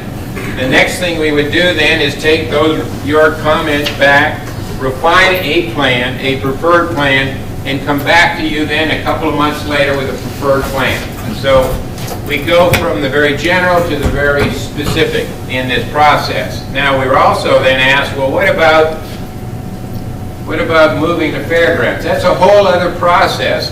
And so a new fairground site will be looked at as a second phase, and the same kind of process would be used. But this one is to say, what can we do on this site, and how can we really do it right? That second piece then is over here, which would then follow. You can see in the following month, sometime in July, August, September, next fall. Now, you've been involved in a number of prior plans, and since we are short on time, I'm going to do this. Jason did it last time. You had a Central Park concept. You worked on that, and we're aware of that planning document and all the great work that was done. There was you had some key ideas. They're summarized here. The point of this is we take a look at everything that you've done before, and you've had some wonderful studies. We read them, we become familiar with them, it informs us, and we carry that work forward. There was a fair commission, a preferred alternative, and this isn't the one, but in 2007 there are 3 alternatives. We will look at those. We will look at the uses that were suggested and where those were located on the site. There was way back in 1989, there was a plan, and we will look at that as well. Even though these plans were done some time ago, there's often some wonderful ideas that can inform us. Existing conditions are summarized here, the existing land uses, of course, the park and the fair, the College of Technology, and the high school. There's some major auto routes that people use to get to the site. As we all know, it's pretty indirect. It's hard to find your front door and get in here. We're always interested in the traffic volumes on adjacent roads, because if uses change, then how are we going to impact these volumes? Or what do we need to keep in mind? Can we correct some of the situations that we find around the site today? Existing bus routes inform us about what's going on today and what we need to pay attention to. Same with bike routes, and we think perhaps there's some improvements that can be made here. The idea is that your fair plan will address all of these issues: autos, bikes, pedestrians. We look at the existing zoning, what is allowed today. It doesn't mean that zoning will be there forever, but it certainly informs us. We're always interested in the urban renewal area. Of course, here's the study area. The red then is an urban renewal area. Your site is just outside of it, but of course it will connect to it. When you have an urban renewal area, you often see substantial changes over a period of time. And so we will be looking at what might happen in the red area and how this area then might relate to it. And there was of course, we had the Parks Master Plan in 2004 with some suggestions on the southern half of the site, which we will keep in mind. We are looking at your fairgrounds uses that you have today. Leave that up there for a second. It informs us about what's going on and what might be missing, and of course your issues and concerns, and there we are. And so, any questions about that? Okay, so why don't you put the side map up again? Why does this include all of the rest of it other than the grounds? Are you really, like the VOTEC and the YMCA and the rest of that? Why does it include it?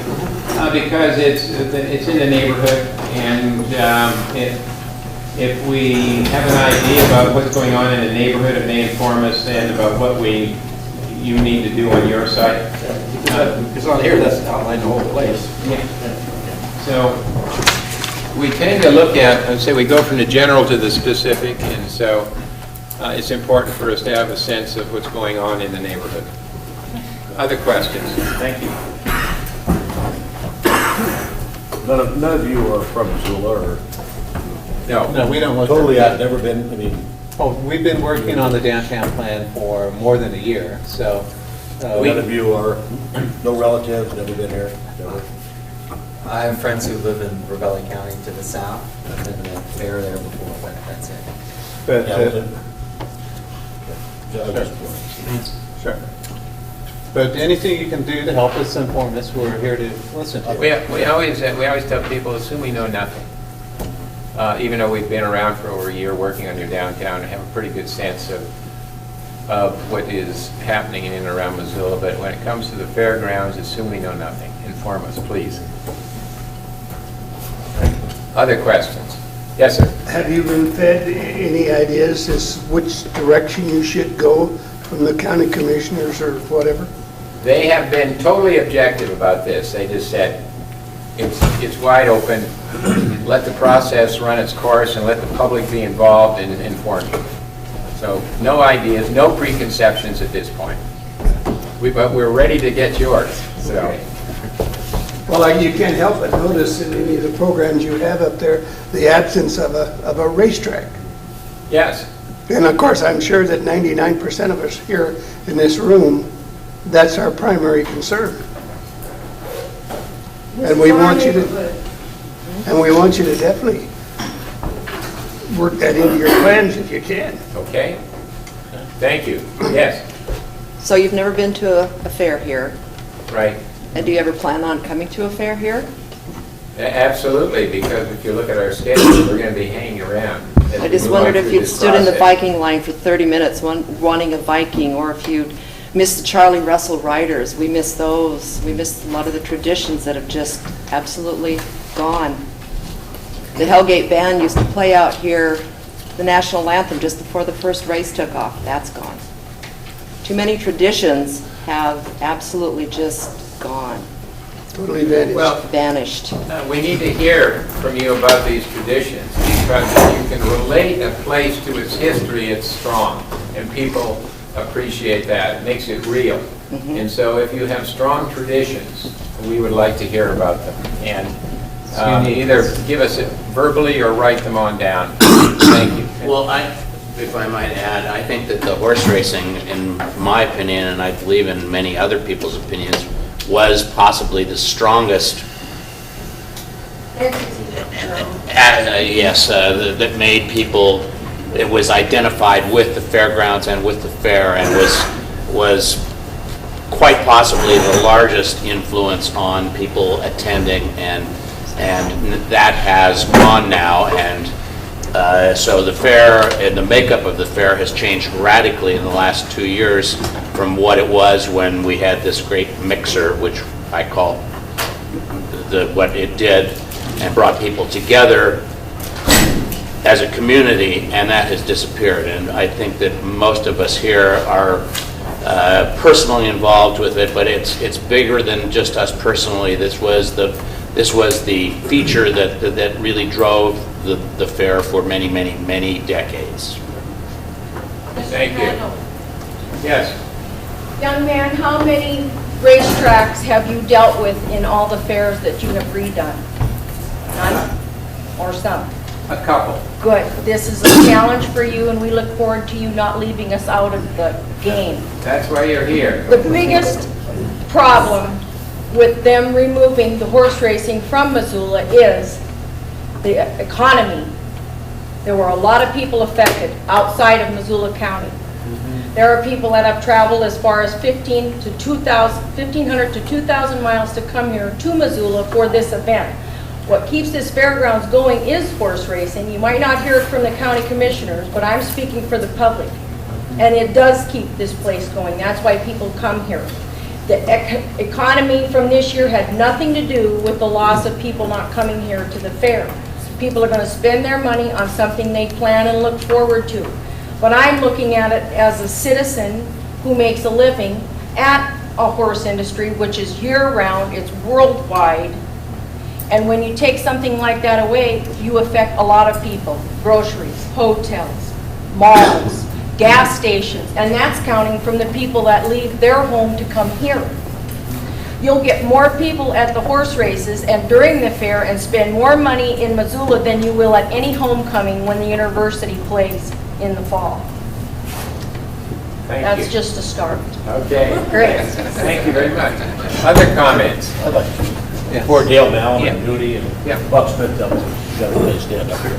My name is Nick Alonso. I'm a local business owner. But more than that, and I've told Buck invited me, called me when half an hour before the meeting started. Probably thought I should be here. I've grown up here, I've been here all my life. I grew up over on McDonald Street, which is about 3 or 4 blocks away from the fairgrounds. And this is kind of funny, but I went to the races with my father when I was in 3rd grade.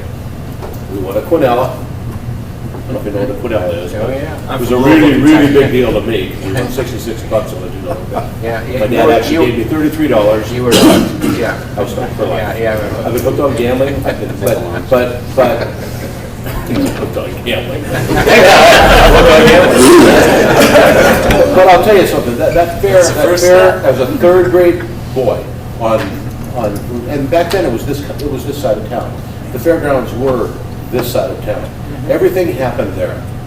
You probably don't know that we played football there. I scored touchdowns on that little oval in between that thing.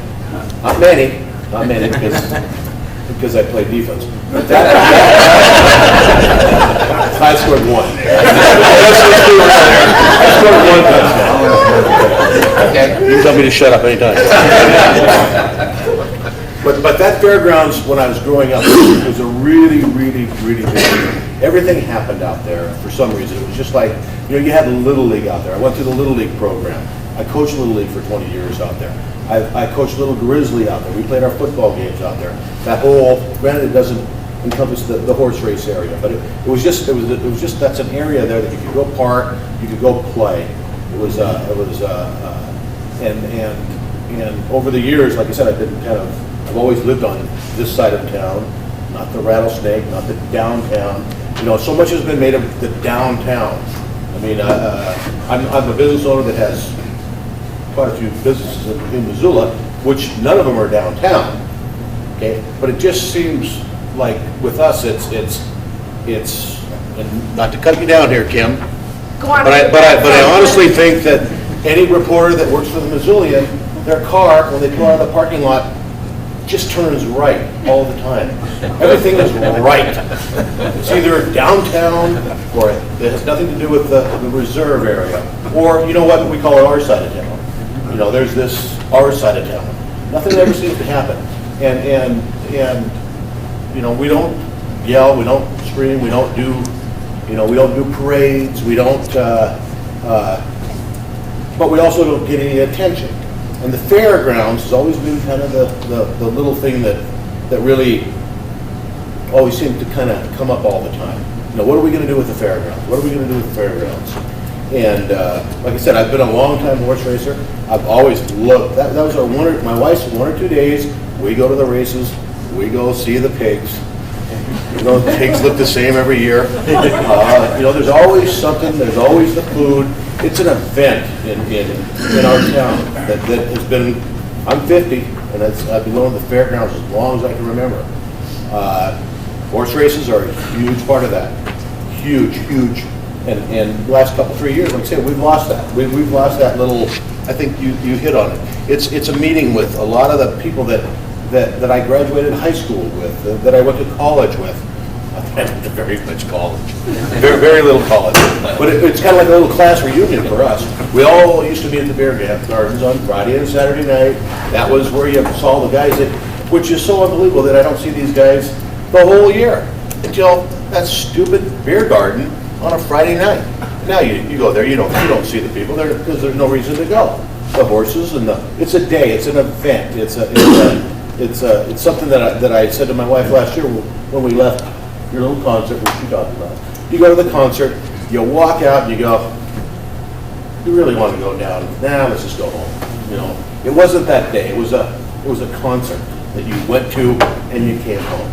Our days were, I usually spend Friday and Saturday. You go to the races, you go see the whole event, and I miss that, and that's why I'm here tonight. I think it's a really important part of this community to keep those little 4 or 5 or 6 days of Missoula, because it was a huge part of it. I think most people aren't here. I mean, well, not a very big room here, But everybody wants it. Everybody wants that 3 or 4 days. They don't want to pay for it. They don't want to come out for it. They don't want to, but they want it. And sometimes those things are, I think very important. I've remodeled a lot of businesses, which is my next thing. I've seen, okay, move the fairground out to the county, or move it, or do whatever.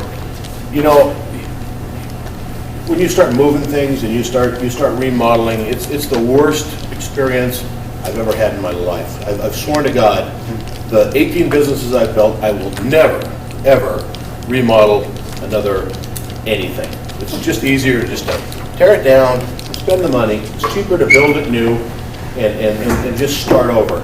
And to move all of this infrastructure and move it out to a whole nother, we keep seeing that we're moving everything out of, like I said, our side of town, our side, which is this side of the river. I mean, I don't know if you know that there's a river that goes through Missoula. There's 2 sides to this town. There's our side and their side. And we seem to always get the goddamn bad side of everything.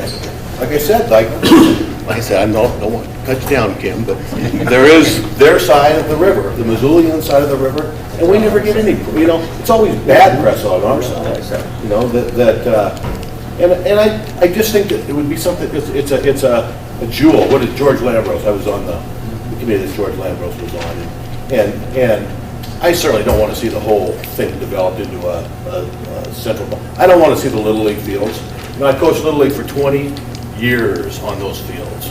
That is the best complex for Little League in the state of Montana. I went down to San Bernardino. Our complex is as good or better than San Bernardino as far as the whole complex. How many teams can play on those fields? Those things can never go away. They can be changed, and they can, you know, there's a couple of the fields that could change, but I was involved with Bob O'Connor. Everybody knows Bob O'Connor, I'm sure. You know, he was the one that told me, you know, that somebody's got to take care of those fields, and somebody does have to. They're Little League fields, they're baseball fields, they're Little Grizzly fields, and I know that the Little Grizzly will probably move out to the fort, and that's okay, because those are football. That's a whole different deal. But there's just so much neighborhood in there, and it's still there. And it's if you start moving all these things out of the middle of Missoula, or our side of the river, I should say, you lose something. You just do. You lose that little, what's left of that neighborhood field. A couple things here. I was a member of the local tavern owners, you know, that did the beer gardens out there. All the things that they did, all that money that they earned, went to all the little programs, went to the Little League, went to the Little Grizzly, went to everything in this town. Those guys, when we went to those meetings, it was $200 here, $500 there, $1,000 here. Whoever came to us, we gave them the money from that, the beer revenue. All those things are gone. They really are. Sorry to stop with the bathroom. I was going to ask you about that. But that was a big revenue generator for that club. Well, that's gone. All the groups that come together once a year, kind of like Christmas. They come together one time a year. That's their fundraiser. They all donate their time. They work their asses off. It's hot in those booths. But it's the one time of the year that they can actually feel like, oh, we did something really good here. We donated $15,000 or $20,000 to something good in this town. And I think that area right there represents a lot more than just horse racing. Even though I love horse racing, I really do miss it. I think it was I think it was the most important part of the fairgrounds, period. And without it, and if it moves, there won't be horse racing. We all know that. They're not going to throw horse racing out there. We need to figure out a way. There's got to be a way. There are still horses and there are still people. We need to figure out a way in this town to keep that area and to improve it. Some of those buildings, I'm sure Scott, well, I've talked to Scott, some of those, they're old and they need to be redone. But they don't need to be moved. Okay. Take each one. Take Are you done with me? We're gonna come back, we're gonna come back to you. Said to shut up, yes. Yeah, we're gonna come back to you, because we're gonna go around the room and let everyone. Because we got about 35 minutes, and we want to make sure we hear from everything. Yeah, everyone, but thank you very, very much, yeah. Okay. Now, would I have just a couple minutes, because I know We're gonna start with you. We're gonna start with you, and then we're gonna go counterclockwise around the room. So, okay. The biggest chance. and your name first Yes, is? for the record, my name is Dale Malum. I, as a past member of the Fair Board for many years here in Missoula, I've had the opportunity to watch and to listen and to learn from the citizens of our community as to what they expect and what they want in a community fair. Number one, they want to be entertained. Number two, they want to see the exhibits in a fair, and they want to see the exhibits because they want to say, well, that would be my kid or my neighbor or somebody in my community club or something like that. So the third thing they want to do is they want to see the friends that they only see once a year in a fair. It's so amazing because so many times you go to the fair and you see your friends once a year, and I've heard people sitting on the bench in front of the office say, see you next year at the fair. And number four, there's one great thing that everybody loves, and that's called fair food. It's a once a year treat, and it's one of those things that people enjoy. So let's go back to the entertainment. We have the night show that we have, which is a great thing. It's a wonderful way for our local citizens to see and hear a star perform that they wouldn't see. They wouldn't be able to travel otherwise. So they can see a star coming in here, and the Fair Board is usually really good about bringing in star performance for them.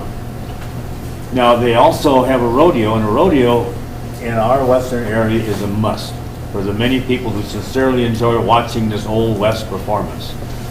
And in the afternoon, there is horse racing time. You will find the stands full of people, and these people are sitting up there watching the horse races, and maybe not even betting. A lot of people don't even bet. I've sat up there with these people, and they'll just sit there and they'll visit with their friends, but they like the pageantry of the horses when they come out for the post parade, and the excitement when they're coming down the stretch. You cannot believe what people start yelling and screaming, and look at their tickets and the people are doing. Otherwise, they're surprising how many people bet amongst themselves. I might bet Dale Bagnell a quarter that the 6 horse is going to be ahead of his 8 horse, and they just have a little fun doing those things. But they like to sit with friends, and perhaps they like to enjoy the pageantry of the horse, and that's exactly what they want to see. And you would be shocked. You would utterly be shocked if you knew how many people get out of that stands during the course of the afternoon, walk down to the midway and pick up some type of food, and then they go get a lemonade or some type of cold drink, and they bring it back up there and they sit and visit some more with the people up there. I've sat up there over the period of years and just watch these people do that. So they bring these goodies up there and they watch the races. Now, what horse racing is part of the pie is a complete circle, the entertainment for our local citizens. We have all these different entertainment that the Fair Board purchases for the people to see once a year. And the part of the pie that hasn't been utilized in the last couple of years is horse racing. They haven't had, so consequently, and other people will talk about this, is the lack of money that is brought into the concessionaires, like the beer booths, you were talking about the beer booths, things like that. So, then you will hear from these concessionaires about the lack of their sales. Horse racing, rodeo, night shows, demolition derby, carnival, these are all part of the entertainment for our citizens of our Missoula community. And we want to keep the pie. We don't want to just take that one piece of the pie of the horse race and say, go away, we don't want you anymore. It's not fair to the community citizens. Thank you. Thank you very much. Yes, sir. By the way, you can pass if you don't want to comment. Feel free to do that. Yeah. Dale Bagnell, racehorse trainer, and I believe that when they took the horse racing out of the fair, that was probably the biggest blow that done to any business. And the feelings I get is that the Fair Board is doing everything they can to keep horse racing out of here, and to bring in a management to tell them how to build something. Well, I think they're better off to repair what we got than try to replace it with something new. But I know one thing, I used to come away every summer for the fair, but the last 3 years I haven't been here. There isn't any. Thank you. Yes, sir. My name is Jeff Patterson. I'm a longtime member of the Missoula County Sheriff's Posse. We're a mounted posse. I've grown up here in Missoula County, going to this fair, going to the horse races. I used to love to go back behind the barns and look at the race horses like everybody else. And that's all gone now. And it seems like everything that has to do with horses is gone now. And to take this track out of there, to change the fairgrounds into something other than a fairgrounds that supports horses and 4-H, FFA, agriculture, is nothing more than creating another big civic center. And we don't need a big civic center. We need a fairgrounds that supports agriculture and equine and 4-H and FFA.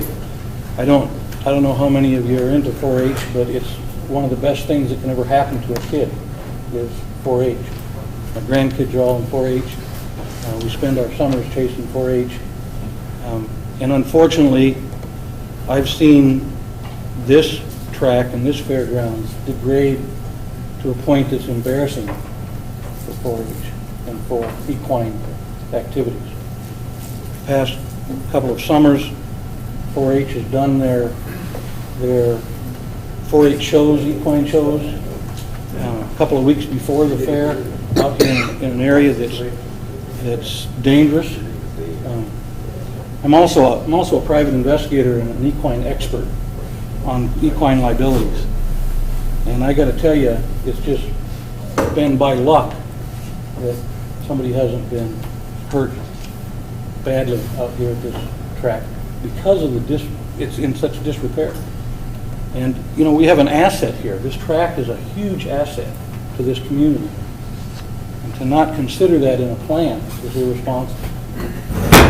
I would just go on record to say that whatever the plan is, and we don't, you know, I can't say I've seen a plan other than the 2007 plan, which didn't include a track. In fact, the 2007 plan, while it included equine facilities, created huge liabilities for equine owners as well as the general public. So I haven't seen a plan yet that I like, that I think fits this community or supports the equine industry. The equine industry in the United States is a $214 billion industry. Montana doesn't boast much of that. Most of it is in Florida and on the East Coast.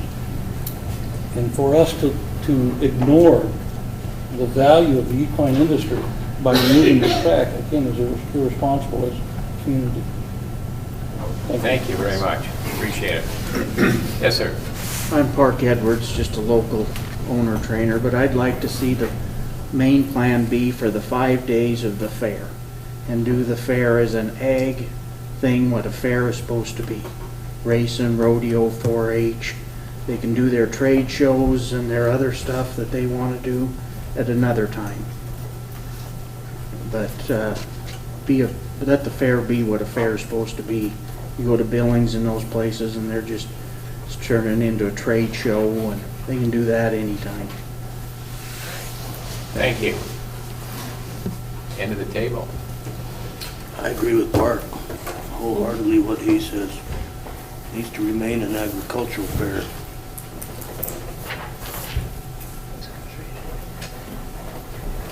Thank you.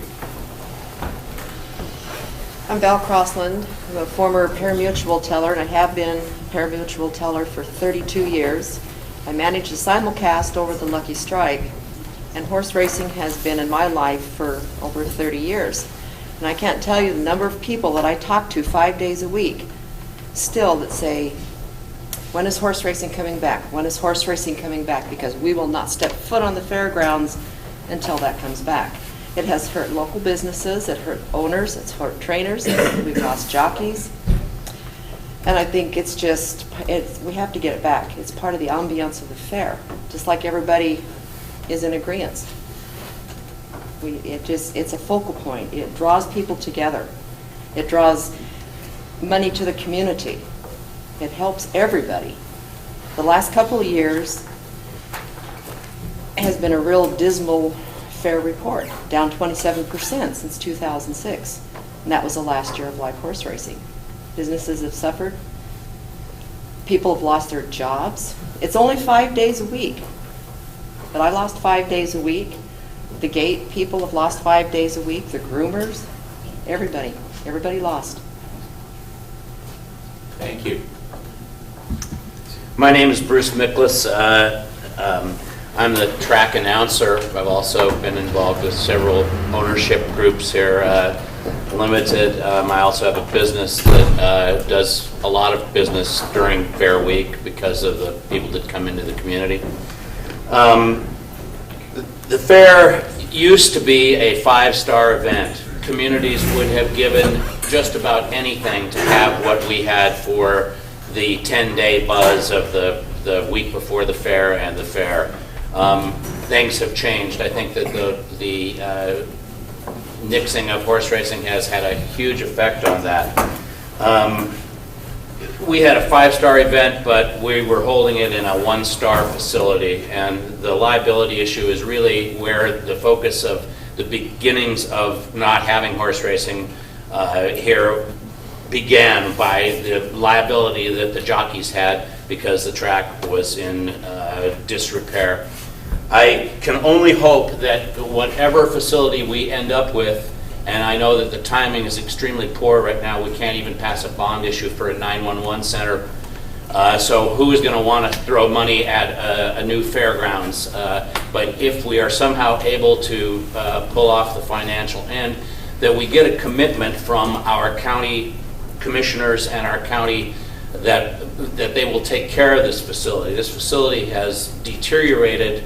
It was kept together mainly by one guy for several decades, and after he left, the rubber bands started breaking and the Band-Aids started hanging and falling. And you know, I know we haven't had a lot of money in our coffers, but if we're going to have a facility, if we're going to have a 5-star event, then let's take care of it. Let's make the restrooms usable. Let's make the handicap facilities. Let's be proud of the facility that we have. We've had a beautiful place here that's deteriorated to almost being useless now, and we pretty much do have to level it and begin again. And I would certainly hate to see this kind of thing happen again, where we didn't want to take care of the things that we're supposedly responsible for.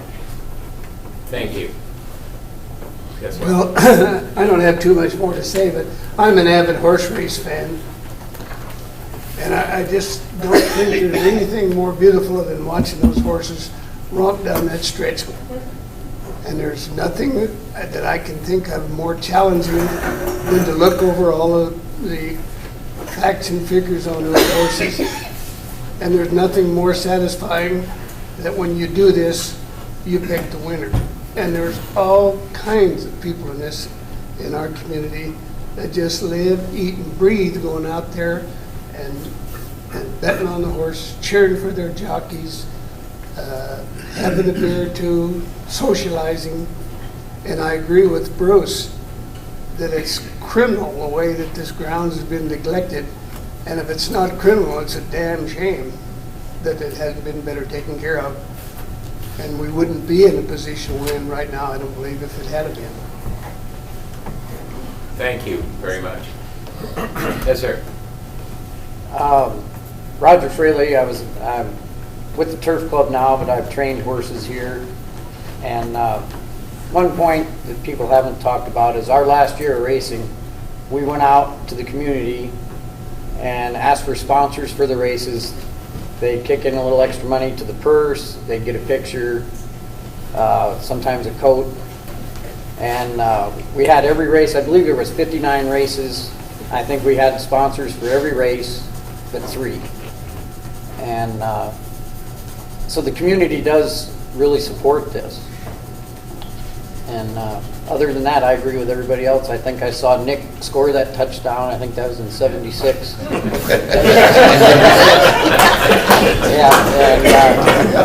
But the event, you see people you haven't seen since high school, or you just see them once a year. You stand and compare programs, you visit, you see their kids.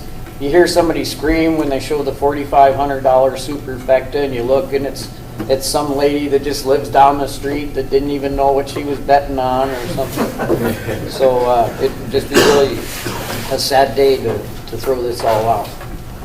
Thank you. Elaine Fraley, Roger, and I, like you said, we train, we bred horses. Right now, we've got 4 mares out in our pasture. We haven't bred them for 3-4 years now, just because the horse racing industry went. So that's another aspect. Thank you. I'm going to pass for horse racing. Okay. Pass.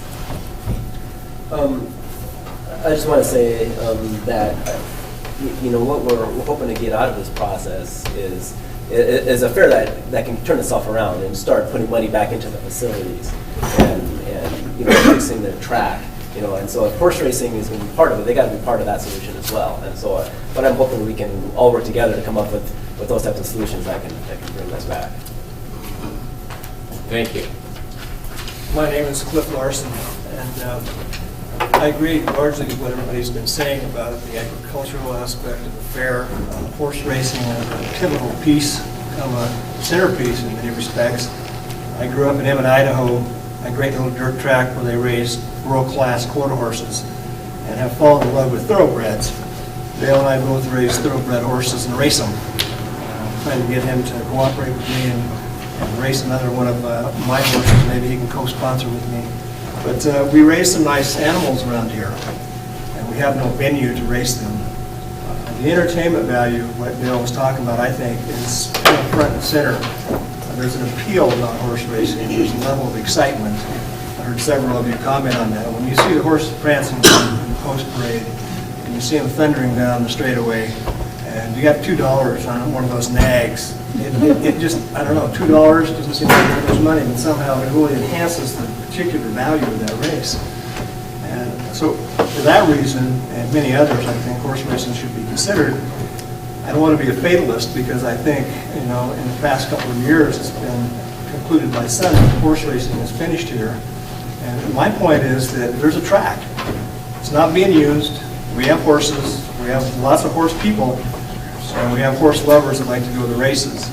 If we can find a way to eliminate or at least capture the liability issues that the county commissioners were so concerned about, and so was the fair manager, and it should be. If we can find a way to manage the liability issues, we got the track, we got horses, we got horse trainers, we got people that want to go to horse races. So until you decide what you want to do with our track, let us use the damn thing. It's just sitting over there. And I know we have terrible stables, I know we have facilities and a lot of work, but we can rent temporary stables, bring them in, set them up, let them for 10 days, ship them off to the next track. It happens all over the West and the Intermountain West.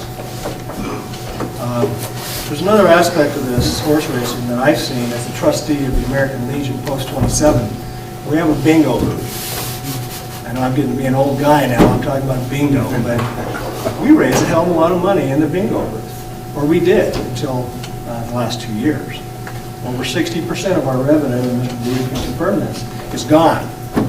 The people that came and played bingo for a couple hours before the races were people that went to the races and bet on the races and went to the beer garden and bought beers and stood in the damn line to buy those Norwegian meatballs. And we all did that, and we had a hell of a good time. And it reminds me every year when we go to the fair, my son, my wife, and I, how exciting it is just for a few days. I run into everybody under the sun at that event. It's not like that anymore. And I think horse racing was part of it. And I hope that we reconsider that, because as a trustee of the American Legion Post 27, who wants more money in our coffer so we can do those good deeds in the community like you were talking about, and also to kind of support the general interests of American Legion, but also to bring back that entertainment value and the agricultural concept. Horses are part of the West, and the Intermountain West, and they're part of this community. They're all around us, and we just need to have a venue to, not to go back and live the good old days, but to live the current days. If you're going to get rid of our track, at least let us use the damn thing until you do take it away. So give us the opportunity. Please put that in the offer. Thank you. I pass. I'm here to listen. Yes. I'd just like to say thanks for coming this evening. And just so everybody is clear in the room, this is a transparent process. There's no preconceived notions going into this thing. So all your input, and I applaud the commissioners and the senior management staff of the county and my staff. This input that we're getting from all the groups tonight until 9 o'clock tonight and all day again tomorrow, this is valuable information that these folks are going to take back when they start putting all these pieces of the puzzle together. So, rest assured that your input tonight is very critical. There's no, plan to do anything right now. That's their job, to put all the pieces in the puzzle together, come back to us next, as the schedule showed, and then hopefully the commissioners can make a decision then. So, I just want to say thanks for the turnout. I'll pass. Go. Yes, sir. I'm Al Brothers. I'm chairman of the board of horse racing. I'm also a national director for American Horse Association. I personally have trained and run horses in Missoula for 30 years. It amazes me that they don't have it, to the fact that Missoula has the largest handle per day of any track in the state of Montana. I look at your grandstands when I'm down here on the weekends, you can't move. You can even get bigger handles, but you don't have room enough for them to bit. As an owner and trainer, I miss it really, really bad. We'd love to come down to Missoula and race horses. As chairman of the board of horse racing, I will do anything that I can in my power to let you have dates to run horses. So I just want to come down here and tell you that we're aware of what's going on. We would like to help in any way we can. Thank you. I'm Ryan Sherman. I'm the executive secretary for the Montana Board of Horse Racing. I grew up in Montana around horse racing and loved it so much I went to college and got a degree in horse racing. I've spent about 7 years away from the industry in Montana at different organizations throughout the United States, and came back early this May because I believe so much in horse racing in the state of Montana, and I want to see it succeed. That I took the job and came back home, and I can honestly tell you, whether you're talking numbers or you're talking people or you're talking anything, Montana Board of Horse Racing absolutely misses horse racing at the fair here in Missoula. We have through the legislature the past couple of years, we do have a couple of new programs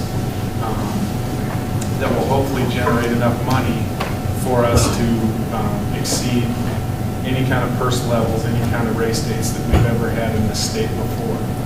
We are also now working on a program to offset a lot of the costs for jockeys' liability insurance throughout this state, and hopefully that plan comes to fruition here at the very first part of this next year, which will cut costs for racetracks and make it more affordable for them to open the doors and hopefully add some new races. So I just want to say thank you for letting the Board of Horse Racing come to the meeting tonight, and we hope that we're able to work with Missoula in the future, because we really could use. Thank you. I'm Ray Tracy, and I'm on the Board of Horse Racing. I hope I don't screw up too bad. I've had a stroke here recently, so I'm going to screw up a little bit. But one of the things I think is very important is that about the last 2 or 3 years, we have worked very carefully with the state of Montana in order to get the finances that we need in order to run racing in the state of Montana. You know, the Breeders' Association has died, HVBA has kind of fallen on the ground. All of our programs that we have kind of fallen apart. But what we've got going for us right now is that the Board of Horse Racing is working very closely with, number one, we've got fantasy wagering that they can bet. It's not good enough the way that we'd like it to be, but we're still working on it. That other program is count wagering that we have, where we're going to bet on horse races around the state of Montana. The other one is Castle we've got coming in. And the other one is, we've got a lady that's over there working with the Board of Horse Racing, with the,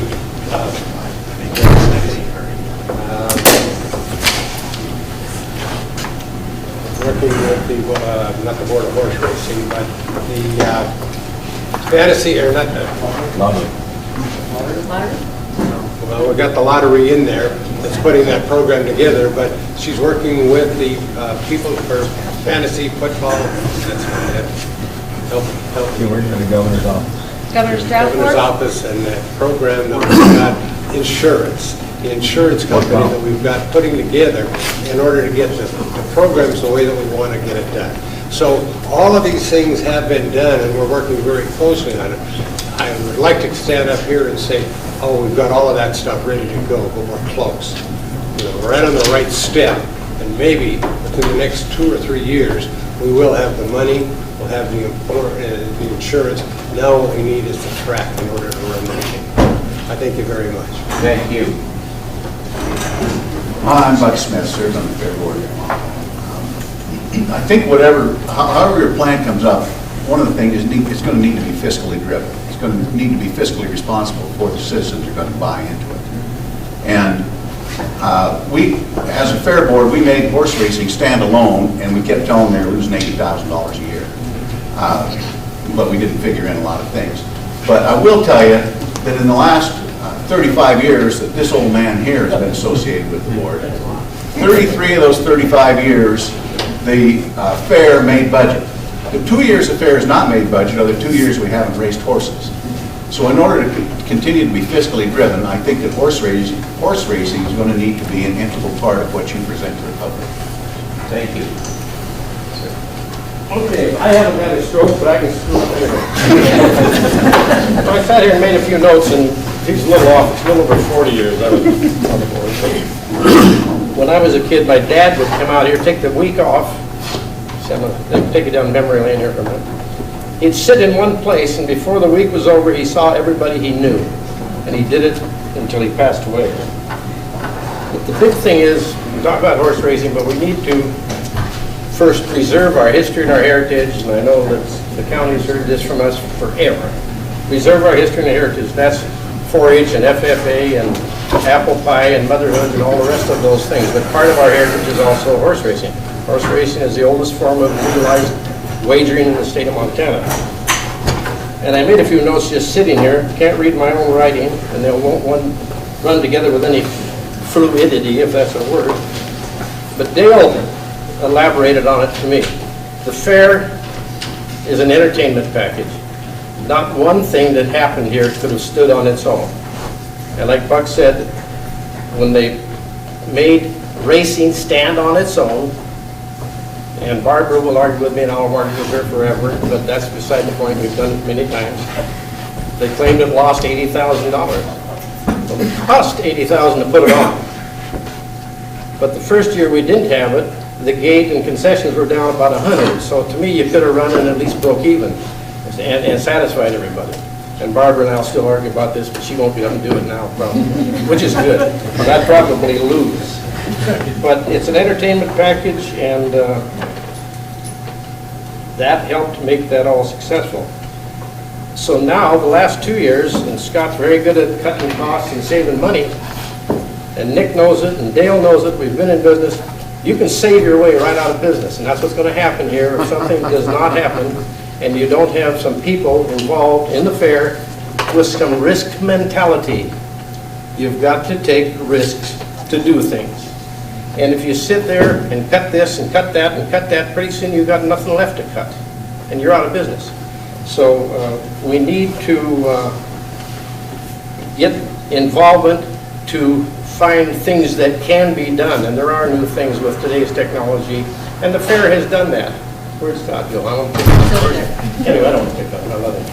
But, you know, in changing the things at the fairgrounds with the internet and things and different displays, and those things are being done. One of the other things, people say, well, you got all that wasted ground out there. Well, sure, it might look wasted, but if you have a rodeo, you probably need 4 to 6 acres just to park the rigs and to take care of the horsemen's horses, the guys that brought their roping horse and their dog and horse, all the rest of it. So you need a lot of room to do that. One of the other stories you hear, well, the ground's too expensive, we shouldn't have it here. Well, several years ago, probably 15, we had an appraisal done on this property because, you know, every time a new commissioner ran for office, the first thing was they're going to move the ground. That's how they talk, all of them. Well, we had an appraisal done, but by the time they took out for streets and sidewalks and parks, and a few single-family and a few multiple-family dwellings, you couldn't replace the grandstands, much less the square footage of all this infrastructure that's here. So, you know, if you moved it out of town 5 miles or 10, if you can even find a place nowadays, 50 years from now, that's going to be too expensive. And myself and some other people in town from the Park Commission and stuff, Blood Broman was a county commissioner. I was on a Fairgrounds Master Plan Committee, and we came up with the fact that we should have moved it to where Larchmont Golf Course is now. That's all owned by the county. And 3 ways on and off of that property for access and egress would have been great. Well, after we came up with that solution, of course, we never had heard another thing about that. But anyway, I told you I wasn't very well organized.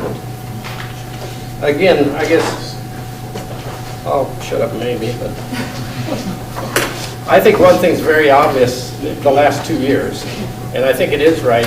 My understanding is it would be the first time in my memory, and I'm 78 years old and been around here a long time with the fair before I was even on the board, and I went on there in '62.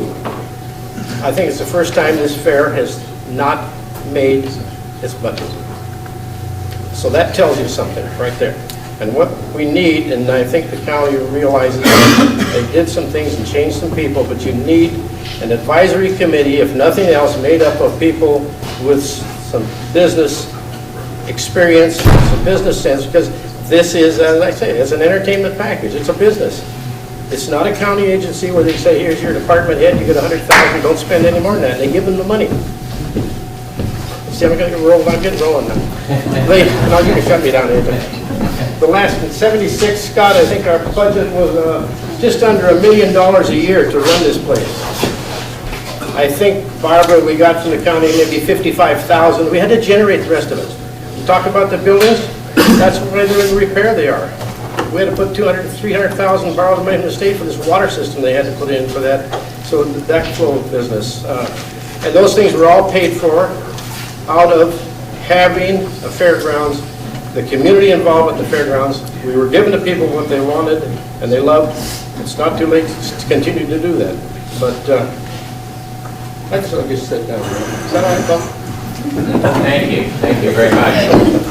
We are running a little over schedule here, but we want to hear from you also. We're just going to keep rolling around here. And we have people coming in from the Carnival Rodeo, and we'll get with you in a minute. So we're right at this table. We're They're the next. We're on the next. Okay, all right. Okay. You got anything? Civilians, you know, this fair has been going on for over 100 years, and that's when horse racing first started. You're taking a tradition away from the people of this city or county or whatever. You're really taking something away that's dear to their hearts. And there's many things I think that are coming up now, like fantasy betting, that's going to help the horse racing.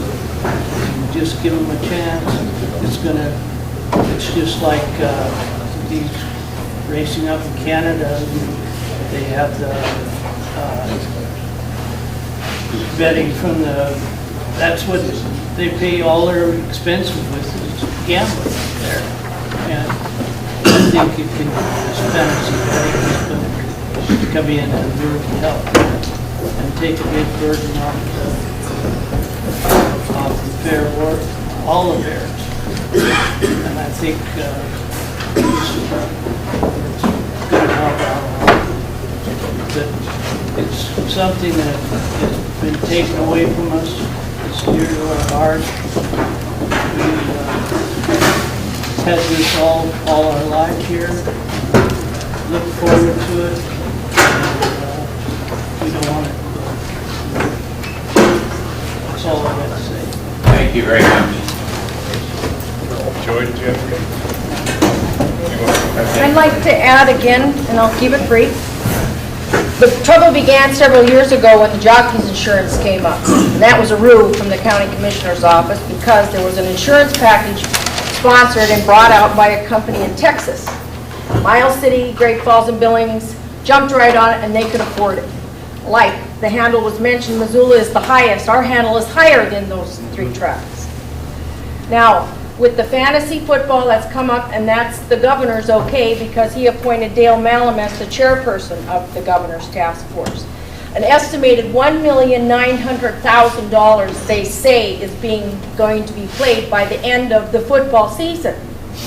Now a percentage of that goes back to horse racing, which is either 14 or 16%. That's 100,900. That's big money, man. That's for horse racing. Now, if you take the racetrack away, you're going to be the bad guys, and you're going to leave a sour taste in our mouths, and we don't want you around anymore. So the facility's here. If it's not broke, don't fix it. Let the horsemen take the reins with the governor's task force, the fantasy football.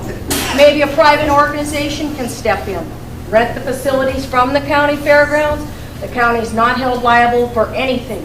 Let them run a race meet. It's done in many other small fair meets. I'm sure you're familiar with Dick Monahan from Washington and Oregon for writing several programs for those smaller meets. But what else would I need to say? I think that's about it. Okay? Thank you. You're welcome. All right.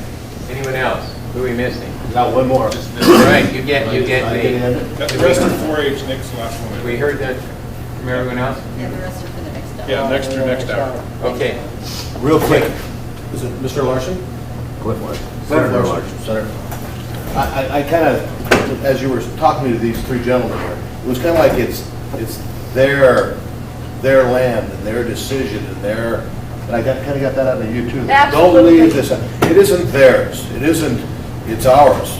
I said, I don't want to be a fatalist. They do take it. Right.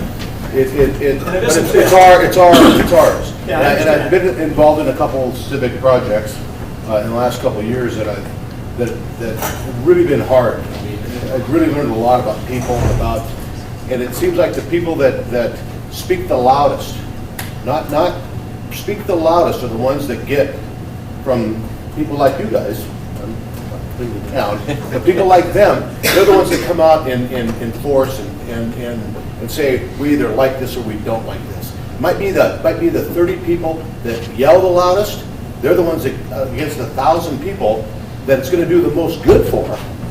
But it's those 30 people that are the ones that speak to these guys because they have the guts or they feel so strongly. But it's those 30 people, and I kind of got that out of that they're going to make this decision. They're not going to make this decision. It's the people of Missoula, the people that are really, really into this program that got me out here. I swear to God, I wasn't going to do anything like this again because I've been through a couple of these. And the letters you get at home and the phone calls and the crap you get. However, the day that I went to the fair and there wasn't horse races, I'm going, you know what? There wasn't enough goddamn people out there that bitched enough to keep horse racing, to keep these fairgrounds. That is a valuable, valuable chunk of land sitting there in Missoula, Montana. It is very valuable. You're never going to replace that. I've been in business long enough to know that the number one, location, location, location. That chunk of land serves this whole town perfectly. All the way from 93 to the interstate, everybody can get there. There's parking, oh, it's there. Everything is there to make a very successful fairgrounds. And you got a guy like him, who I've met here in the last 3 or 4 years, works his ass off to try to get this facility to make it better, and nobody's helping it. Everybody's kind of like, oh, you know, it's just and like I say, I went to the fair, and there was no horse racing, and it sucked. And that's the only reason that I'm out here, is because I think it's really, really important that there's got to be some people out here that get mad enough and say to the people that don't want it, that, you know what, this is a good thing. This is a great chunk of property. Let's do everything we can to make sure that fairground stays just like it is. Give a little, you'll get a little. Like Nooney said, you know, you got to risk a little bit. I know government they can't risk. I understand that. They don't have that. But there is other people out there that are willing to risk, and I think it's something that really needs to stay in Missoula, Montana. So I'm on board. Thank you. I remembered what I was going to say. And I don't see the faces here representing them, and maybe they'll be here tomorrow, but us horse racing folk, we share that oval also with the motorcycle races that come into Missoula, the car races, the demolition derby, the monster trucks. Also, and I don't know if I don't see a familiar face. I do have one real quick thing here. I do own the Montana Club, which is a block away from, you want to know something? This is kind of sad, but the Montana Club, my restaurant, has been up the 2 years that the horse racing hasn't been there. So it has nothing to do about my business. Don't think there's anything there. I do more business when the horse racing isn't there, because people aren't eating there. They're eating at my restaurant. Why the hell would you go to the horse racing when you can go? So it has nothing to do about That's it. All right. We don't need an event center here either. I mean, we need the track fixed and the fair fixed, and not a full-time event We center. have the University Field. Dale has the last comment. Go, Dale. You have the last comment. You said you had one thing? He wants to pass the meat. You know, I